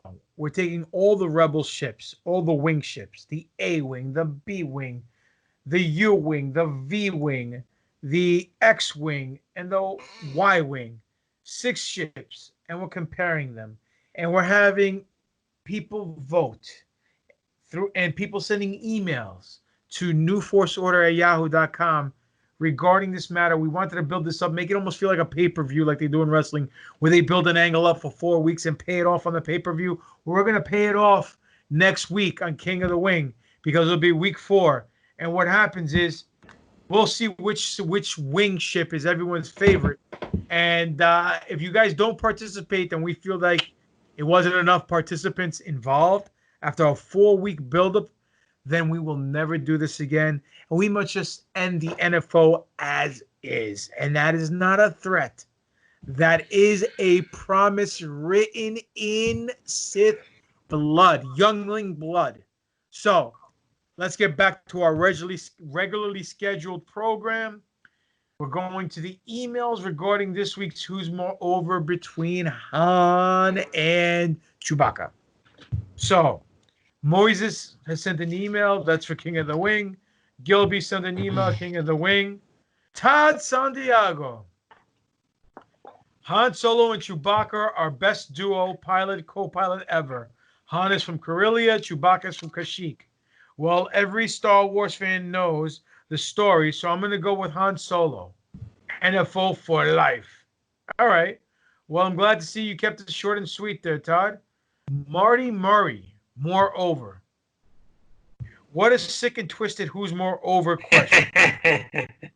I guess you know Marty Murray then, huh? No, I just like the fact that he said that. That's all. All right. Chewie may have outlived Han, but no way was he more over than him. I could write a Han's length email on why Han was more over, but I'll digress. A new hope proved Chewie's undercard casting when they didn't even give him a medal. Wow. He's just curtain jerk Chewie. Yeah, Han gets my vote. Thanks for the great show, guys. Marty Murray. All right, sounds like an alternate, like a secret identity in a comic book, like Peter Parker, Marty Murray. Yeah, Bruce Banner, Reed Richards. All right. Matt Murdock. Michael Shane. Han Solo versus Chewbacca. Chewbacca for life. What a Wookiee. Okay. Tim Gilby. I hear a fan in the back. Is Spiro back on? Yeah, I don't see him though. Spiro, you there? Hey. I don't Sorry, see guys. you. We don't see you. I don't know. My power source, I don't know if it blew out or what, but That's what she said. you know, exactly. All right. The Gilbiest of It's Sith alchemy. yeah. It's Exactly. It's what it is. the Gilbiest of Tim. He responds with his email. Hey NFO guys, this week I'm saying fuck you, Doc. This one's a bitch. Ha ha ha ha ha. Just jokes, man. I don't want to pick a favorite between these two, so I'm going to go a different route. I'm picking Chewie over Solo. It's a costume thing. Han Solo is just a dude, but the Chewbacca costume took hours to get in and out of. Hope that counts as an answer. Yeah, it does. P.S. What do you call it when only one Star Wars character gives you a round of applause? Han Solo? Very good, Doc. NFO God. for Good life. one. So that is the emails this week. You guys can send emails too regarding Who's Moreover, Kama Sutra, TaTOYoine, or just to talk shop. NFO wants an interactive society with its fans. Even though we can't stand you, we still want to talk to you. And it's newforceorder@yahoo.com. So, Spiro. Hey, I got an email here, Okay. by the way, from the website. You know what? And talking about that real quick, maybe we should start incorporating a forum where the people can go to and they can interact a little more, and they, Message you know, maybe boards? have something, you know? I don't know.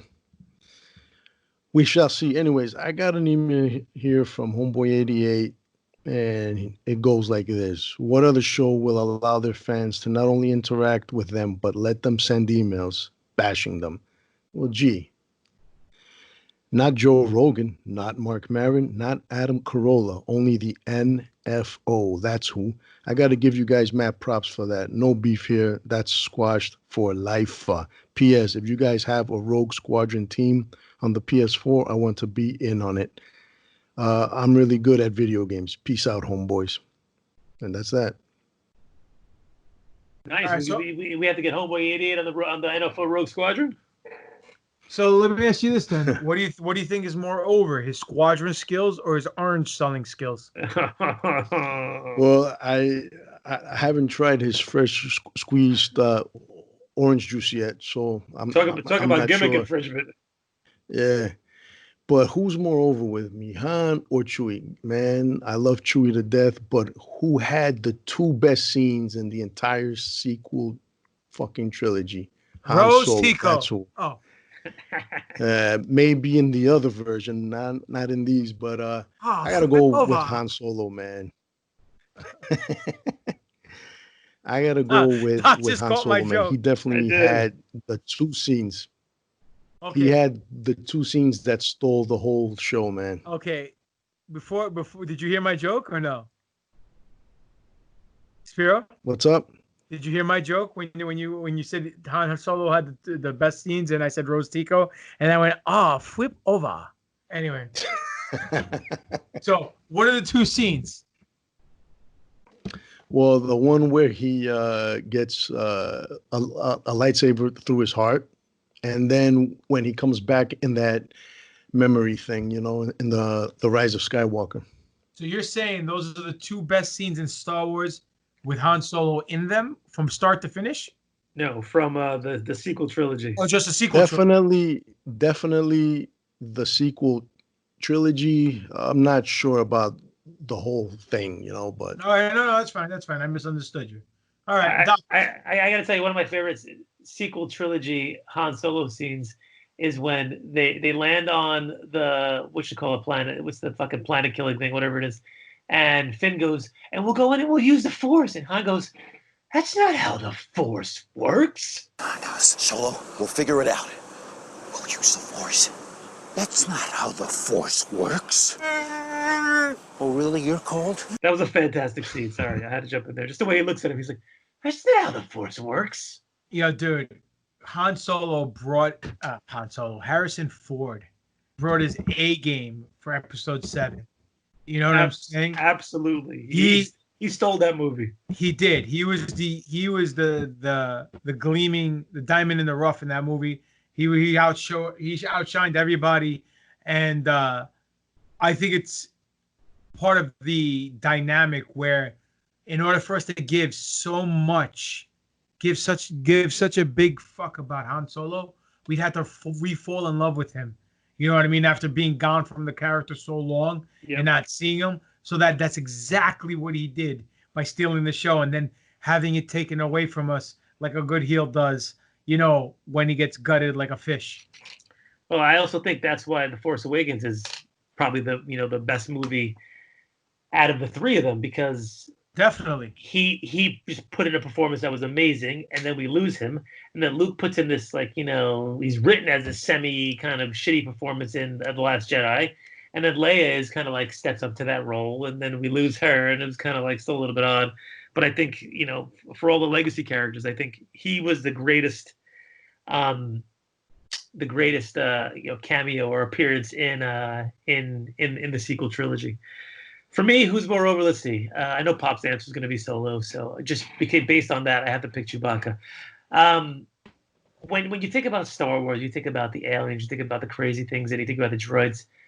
The one thing, and it's not because he's 7.5 foot tall, that stands out is Chewie. Chewie was he's been the glue through everything. I mean, he's been in the prequel trilogy. He's been in the OG trilogy. He's been in the sequel trilogy. One of the few characters that could actually boast that they were there.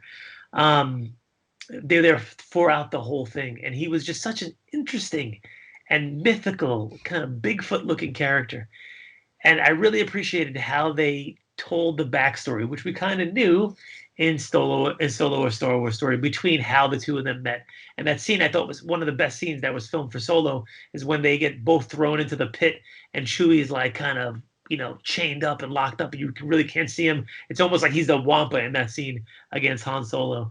And it really it brings out much more character in Chewie from that. And they really did a great job of fleshing him out in the prequels and in the sequels and in Solo. I do love Han though. Han's a fantastic character, but for me, if you put the two of them head to head, it's going to be Chewie who's more over. All right, so ladies and gentlemen, you guys can send your answers to this segment to newforceorder@yahoo.com. What's the email? newforceorder@yahoo.com. Spiro, what's the email? It is newforceorder@yahoo.com. All right, so ladies and gentlemen. Pop, you didn't give your answer. Ladies and gentlemen. Wow. He's no-selling me right now. He can't bring himself to do it, man. Nope, we're not doing that. You get back on the horse, motherfucker. Let's go. I can't. And I'll tell you why. There is no Han Solo without Chewbacca. True. And there is no Chewbacca without Han Solo. Okay, regardless. So what's your answer?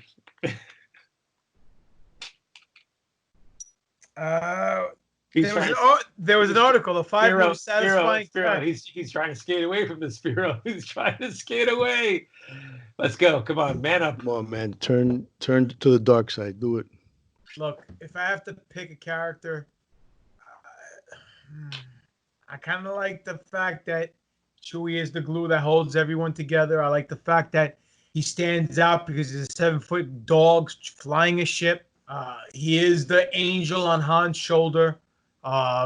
He rips off the people's arms if they piss him off. But I love Han, man. He's my favorite character. He's just cool. He's a scruffy nerf herder. He's a scoundrel. He's a smuggler. He gets the girl. He tears at your heartstring in the sequel trilogy. But at the same time, without Chewbacca, Han's just a wanker. He's just a moof milker. You know what I mean? I mean, the reason why he's so good is because he has the cool sidekick. He has the ride. He gets the girl. I'm gonna pick Han Solo. Just to shut up. Otherwise, I'm gonna be saying this all day long. Look, I really did not want to do this.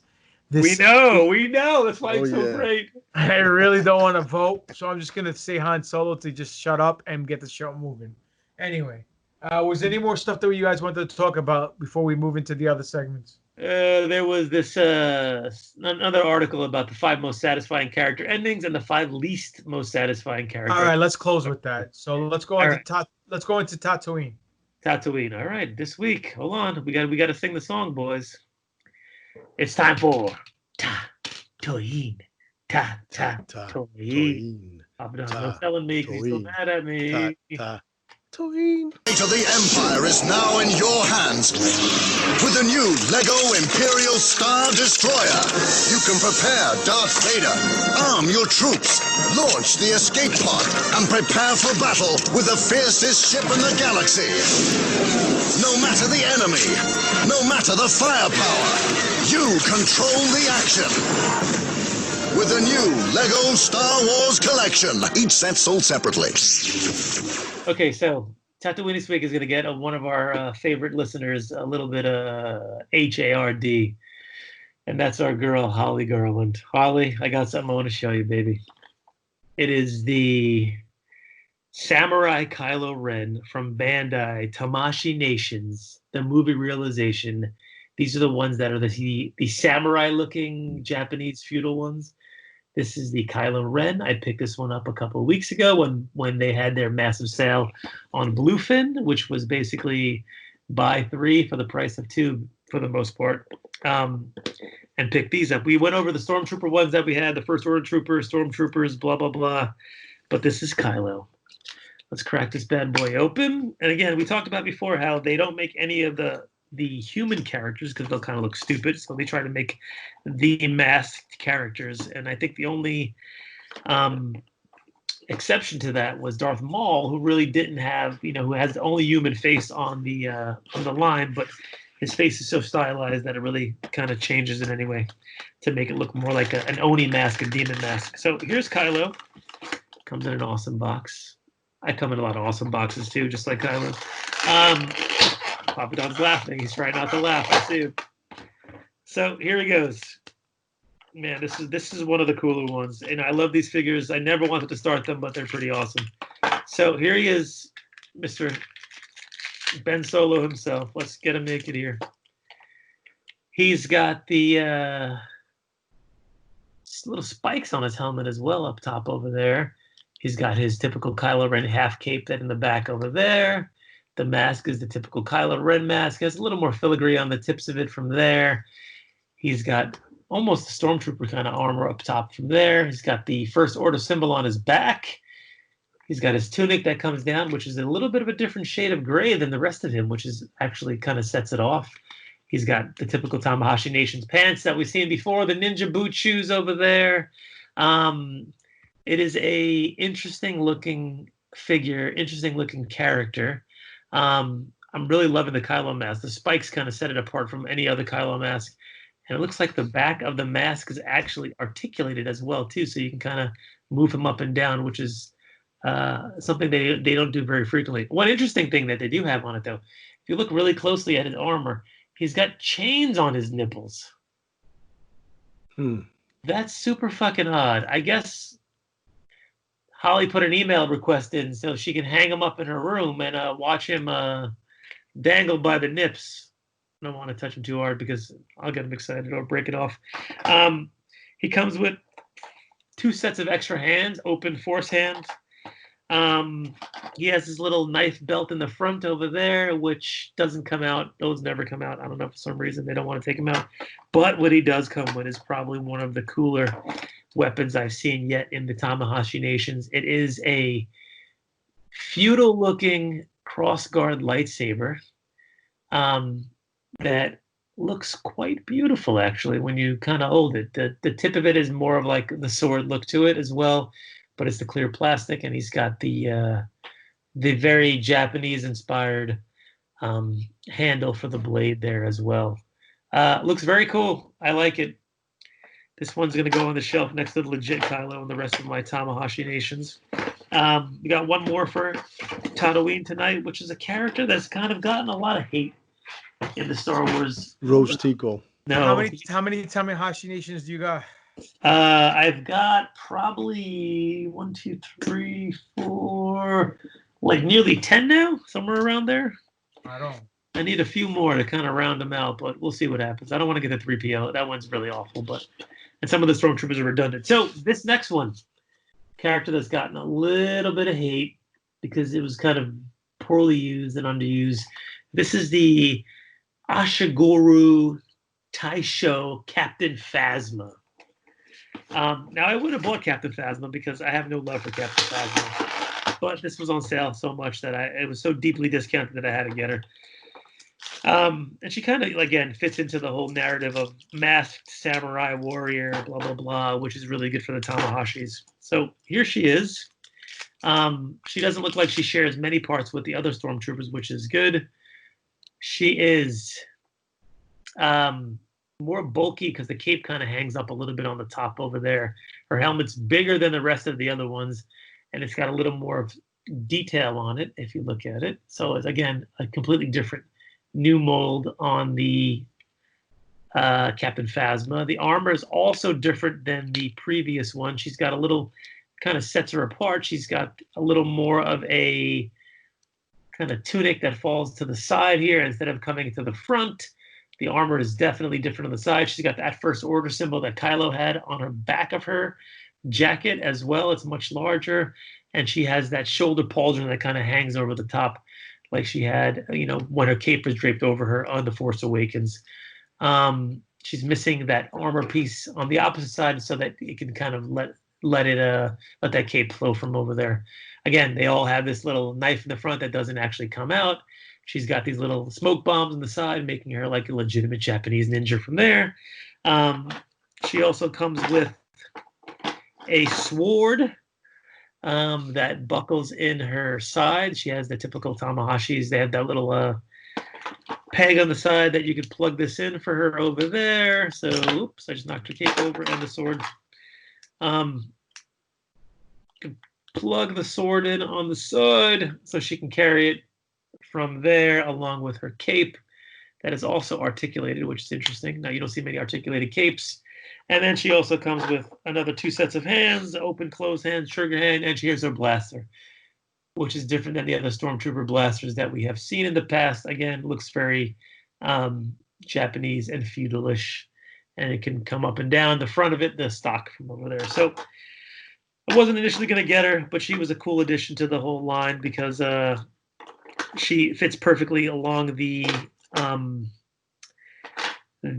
theme of having the Japanese samurai warriors as the stormtroopers and the masked villains. So it's Tatooine this week, boys.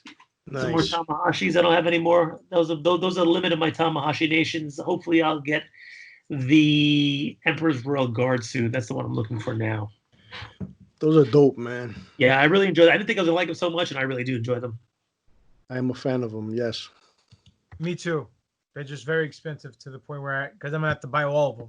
Yeah, that's the problem. How many stormtroopers are there? I think there's like 7 or something like that. Right. Jesus Christ. It's pretty what, great. $80 a pop? $60 a pop. Okay, so that's $360 if you buy 6 of them. Yeah, right off the top. It's ridiculous. Listen, we all have our vices in life, my friend.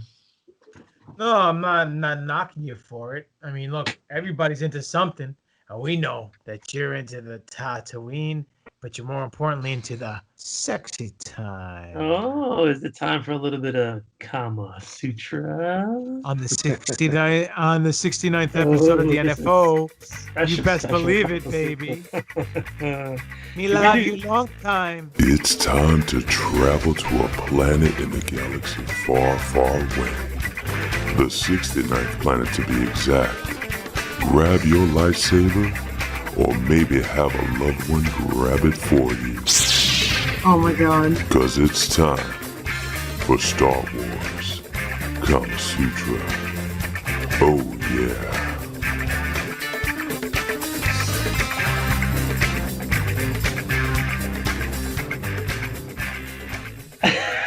Okay, so I went to page 69 in honor of page 69 for the Kama Sutra.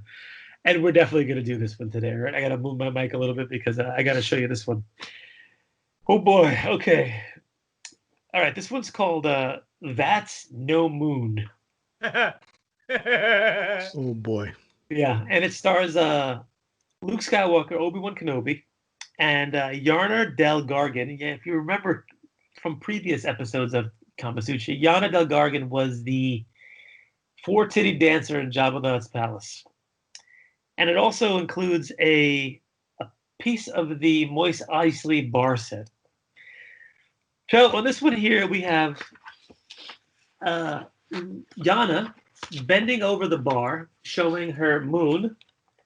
And we have Obi-Wan Kenobi holding the shoulder of Luke Skywalker as Luke stares over at Yana and Obi-Wan stares over at Yana. This looks like when my dad took me to the Blue Pelican and handed me a stack of 20s and said, "Okay, kid, have at it." And I was stuffing dollar bills down the C-section scars of all the lovely Hispanic women that were in that establishment there. Maybe I made a little Homeboy 88 back then. Who knows?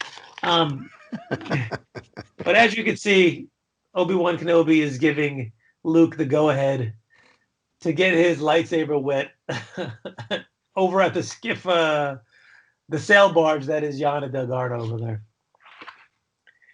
Yeah, that's a painful one. And the funny thing is that Obi-Wan Kenobi's lightsaber looks like it's taped to his crotch over there, and it's a little bit floppy. Oh, SN Herder, you are a sick motherfucker, my friend. Needless to say. Well, that's Kama Sutra this week, fellas.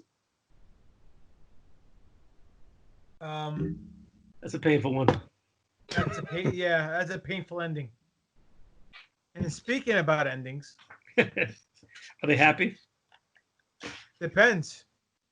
Well, it depends if they make them actually worthwhile or not worthwhile. So, last article for the evening, boys. 5 characters most satisfying endings and 5 with the least satisfying endings. So, let's pick some characters out here that are going to have some satisfying endings. Anybody want to throw one out there that has a satisfying ending? Definitely not Boba Fett. Boba Fett. He's not even on the list. He's not? No. Satisfying ending, Kylo Ren. Okay. Well, we're going to leave that for the end. We're going to talk about that in a second. I'm going to go up and want to start with Obi-Wan Kenobi. Most satisfying Obi-Wan Kenobi. I agree with that. I think Obi-Wan Kenobi had a most satisfying ending in Star Wars. You know, he was fought his friend, died by his friend, came back as a ghost, and took his friend's son to, gave him some tutelage to beat his father. So I definitely think that that's a true story there. Least satisfying ending. We're going to go to least now. Padme Amidala. Oh, for sure. What a horrible ending she met.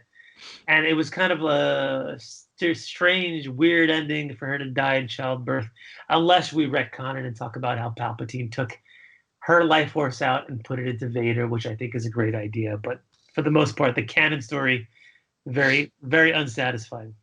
Most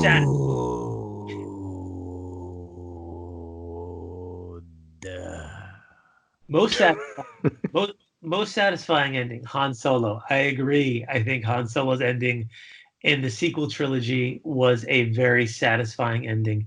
We talked about before, he gets gutted, and then his wife brings his spirit back. And we don't know if it's a spirit or a force, not a spirit or a vision or Ben's vision internally. Like it's a memory. We could speculate. It's a memory. I know what it is, but listen, we could speculate. Doc, it's a memory. Can you hear me? I can hear you. It's a memory. Can you hear me? I hear you. But I think his ending... It's a memory. Thanks, Sparrow. I prefer it's a memory. I prefer memories, yes. I think his ending was very, very fitting. Least satisfying, Emperor Palpatine. Say no more. We can move on from that one. Okay, I agree. Most satisfying, Yoda. So as Yoda comes back in the sequel trilogy, and he sits down with now Luke Skywalker, who was his pupil, who is now in the Yoda role in the sequel trilogy. And he tells him something that I wrote down when we were actually all sitting in the theater watching this movie. He says, talking about, pupils and talking about people you teach, he says, we are what they grow beyond. That is the true burden of all masters. And to hear that as someone who's in an educational role, as someone who's in a father role, it really tugged at my heartstrings, because that's what you want for the people who you teach, the people who you raise. You want them to grow beyond what you are. So I think Yoda's ending was actually very, very good. And him teaching Luke that last lesson, whatever, this is nothing. We need to teach her what she needs to be. Least satisfying, Leia Organa. I'm kind of on the fence about this one. One aspect, we had the whole flying Mary Poppins Leia, and then we had her kind of die. But she died a noble death where she reached out to her son and turned her son from the dark side. So I really think that she had a more satisfying climax than a very unsatisfying climax. Boys, what do you think about that one? I think it's a good point. I think her, you know what? The only thing I might see is that it might have all been rushed, but the ending was fucking spot on. She went out sacrificing herself in order to turn her son back to the light to win the war. So, yeah, man, of course. I agree with Spiro. Yes. So I disagree that she is the least satisfying death. Most satisfying, Darth Vader. Okay, we don't got to talk about that. We know why that's the case. And then 3, 2, 1 are going to be interesting. All right. Least satisfying. It's a memory. Kylo Ren. Least satisfying. I'm going to read you their thought process here. When the sequel trilogy began, it seemed as though Kylo would be the trilogy's answer to the masked menace of Darth Vader that the original trilogy wielded so well. Over time, however, Kylo was revealed to be a far more nuanced character, one deserving of development and eventually redemption. And I agree with that. In the end, Kylo got to redeem himself and once again became Ben Solo, doing so through an ultimately selfless act of heroism.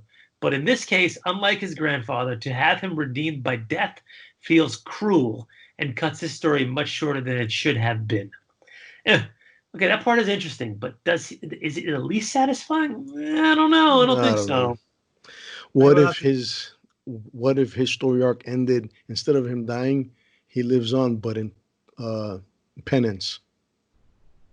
You know, He's in the fourth hell. He lives out the rest of his time trying to make up for everything bad. You know. Yeah, that would make for an interesting story. Yeah, and a great series on Disney Plus. Absolutely. But at the same time, he can't live because of all the harm and all the negativity he has done and all the wrong things he has done. It's like having Vader live afterwards. You know what I'm saying? It wouldn't make any sense for him to be like, yeah, you know what? You killed a bunch of kids. You killed a bunch of people all over the universe. But it's cool.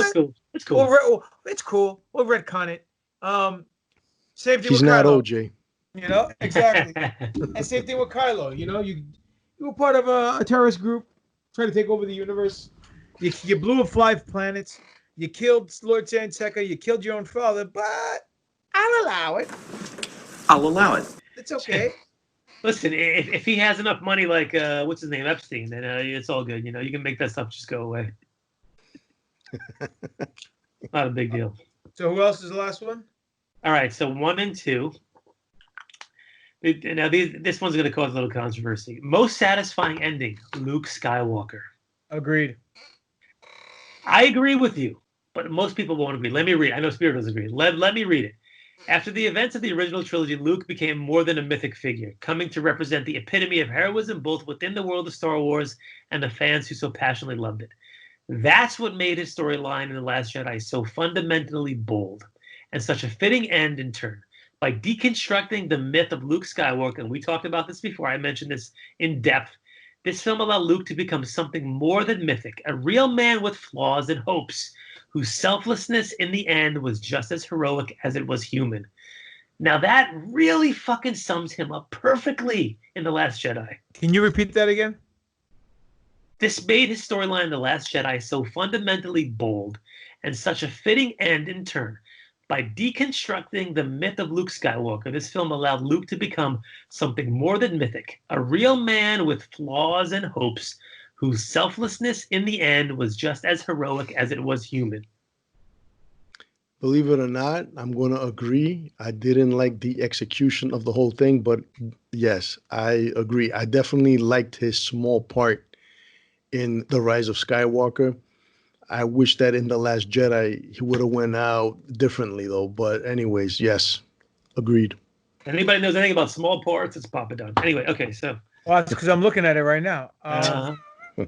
So I agree with Doc, and I agree with you. And I agree with the article.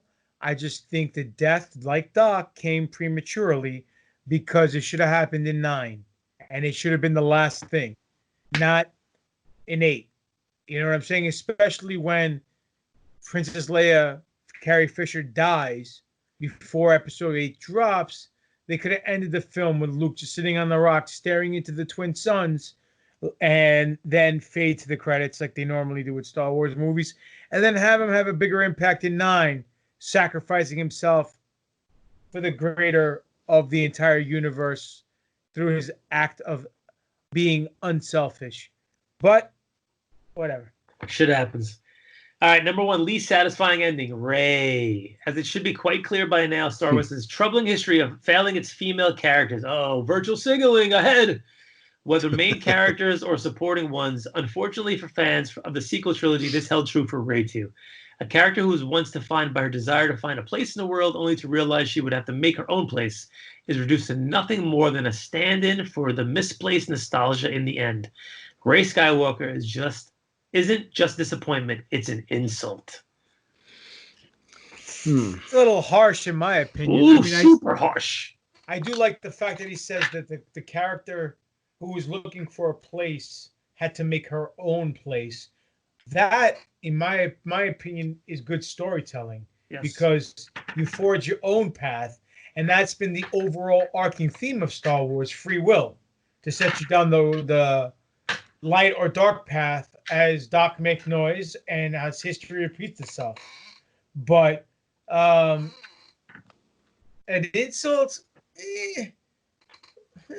I mean, look, she should have been a Skywalker from the beginning. It's called the Skywalker saga. That's it. Why complicate things and have her adopt a name? It's a cheap cop out. That's why the more and more I think about Episode 9, the more and more I don't like it. Yeah. Because of these big loopholes. Because they brought Palpatine back. They don't explain exactly how he was done, how he did it, and they just brought him back to kill him once again. It was just like going to the same spot after you blow the spot the first time in a wrestling match, which is a big no-no. So the only thing I like better about Colin Farrell's, was it Colin Farrell? No, Colin Trevorrow. Colin Trevorrow's script is the fact that he was just a Force hologram. And that's fine. And that's it. But whatever. You know what, man? The person that wrote this, he wrote this whole thing the whole time, itching with a raging heart on to get his shit in at the end. Well played, asshole. I agree, man. Rey should have been a fucking Skywalker the whole time. It's like it just seems. Again, there was no real plan. It seems like, I don't know, somebody thought this is going to be our aha moment. This is going to be our intelligent story writing, like, fucking moment. Fuck that, bro. Just, keep it simple, man. Keep it simple, fucking stupid, and that's it, man. I mean, the shit writes itself. She should have been a fucking Skywalker. Okay? Yep. That's it. Yeah.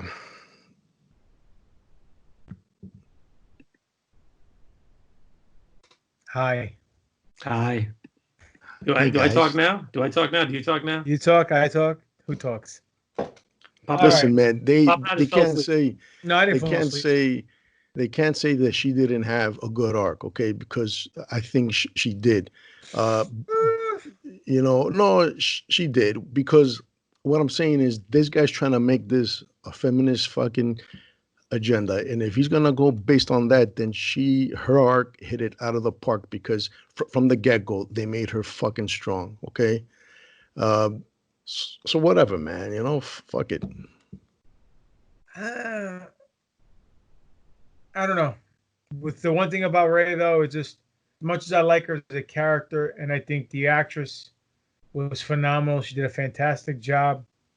Not saying she's a Mary Sue. No. But she was booked strong, a little too strong. She really had nothing to lose. There was no flaw with her. Exactly. That's what I'm saying. That's what diminishes her story arc. She went nowhere. She started on top. She stayed on top. She ended on top. It's not like she started at the bottom, worked her way up, came back down, fall from grace to rebuild herself or anything of that nature. You know what I mean? Like, right. So, I don't know, just my opinion. Do I think... You're absolutely right, bro. I fucking agree with you 100%. And that's why I think that the article's writer is another fucking jackass that either has an agenda, doesn't know Star Wars, or fucking both. No, you're right. You're right. We've seen a lot of that recently. Yep. And a lot Usual of these... bullshit. Yeah, it's clickbait, brother. It's clickbait. Woo! But it's okay. Because they're retconning everything and it doesn't matter.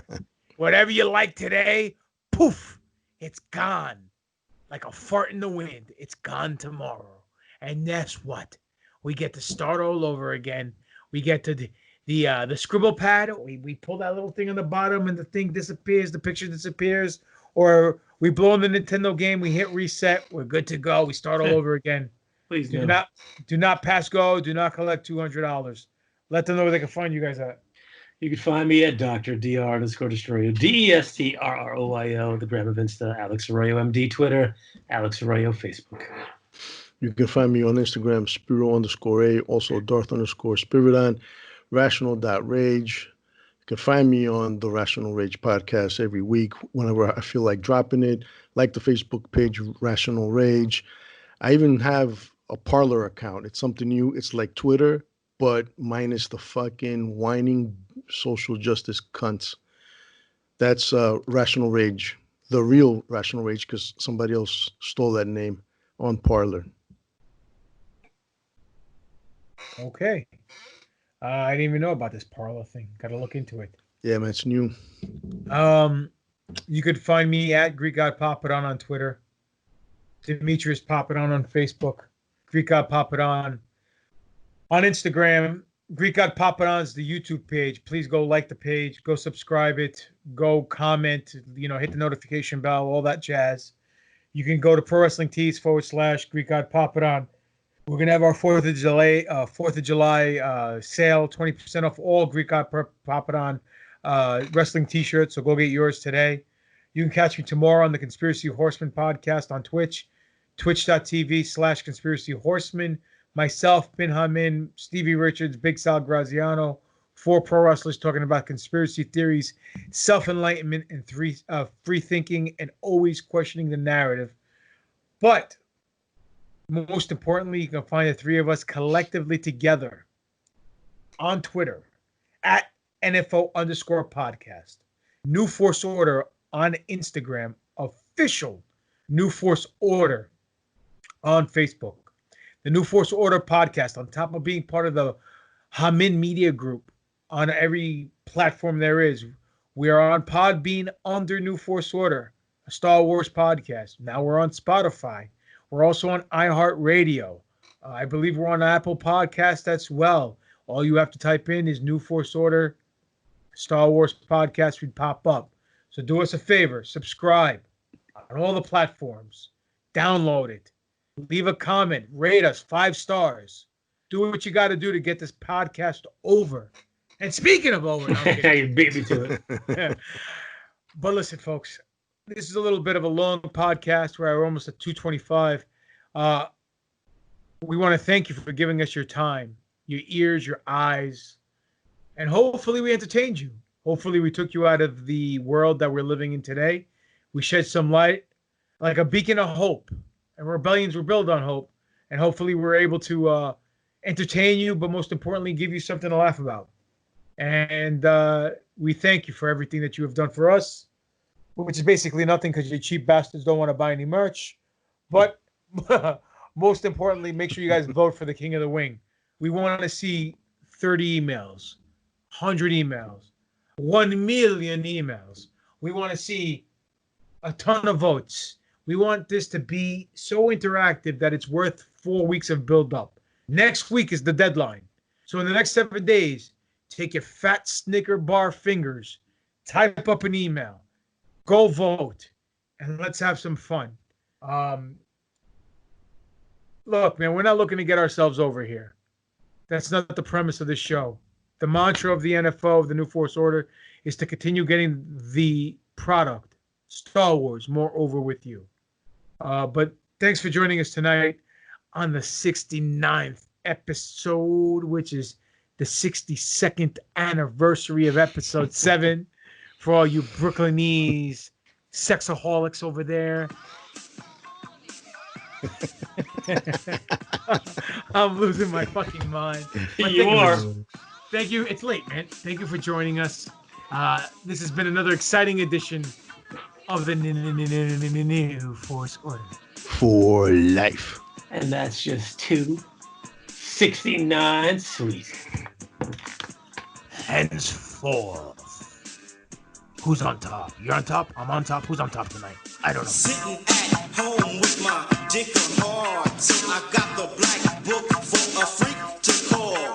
Picked up the telephone, then dialed the 7-digit set. Yo, this Marquise, baby. Are you down with it? I arrived at a house, knocked on the door, not having no idea of what the night had in store. I'm like a dog in heat, a freak without warning. I have an appetite for sex, cause me so horny.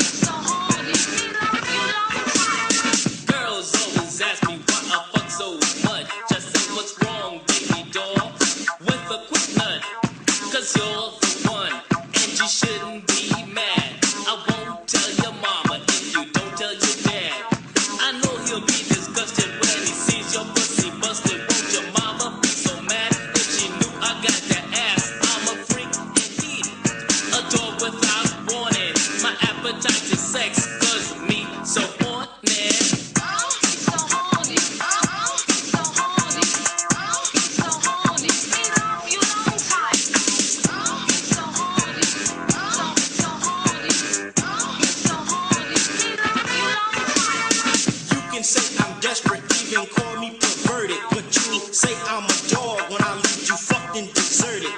I'll play with your heart just like it's a game. I'll be blowing your mind while you're blowing my brain. I'm just like that man they call Georgie Puddin' Pie. I'll fuck all the girls and die, make them cry. I'm like a dog in heat, a freak without warning. I have an appetite for sex, cause me so horny.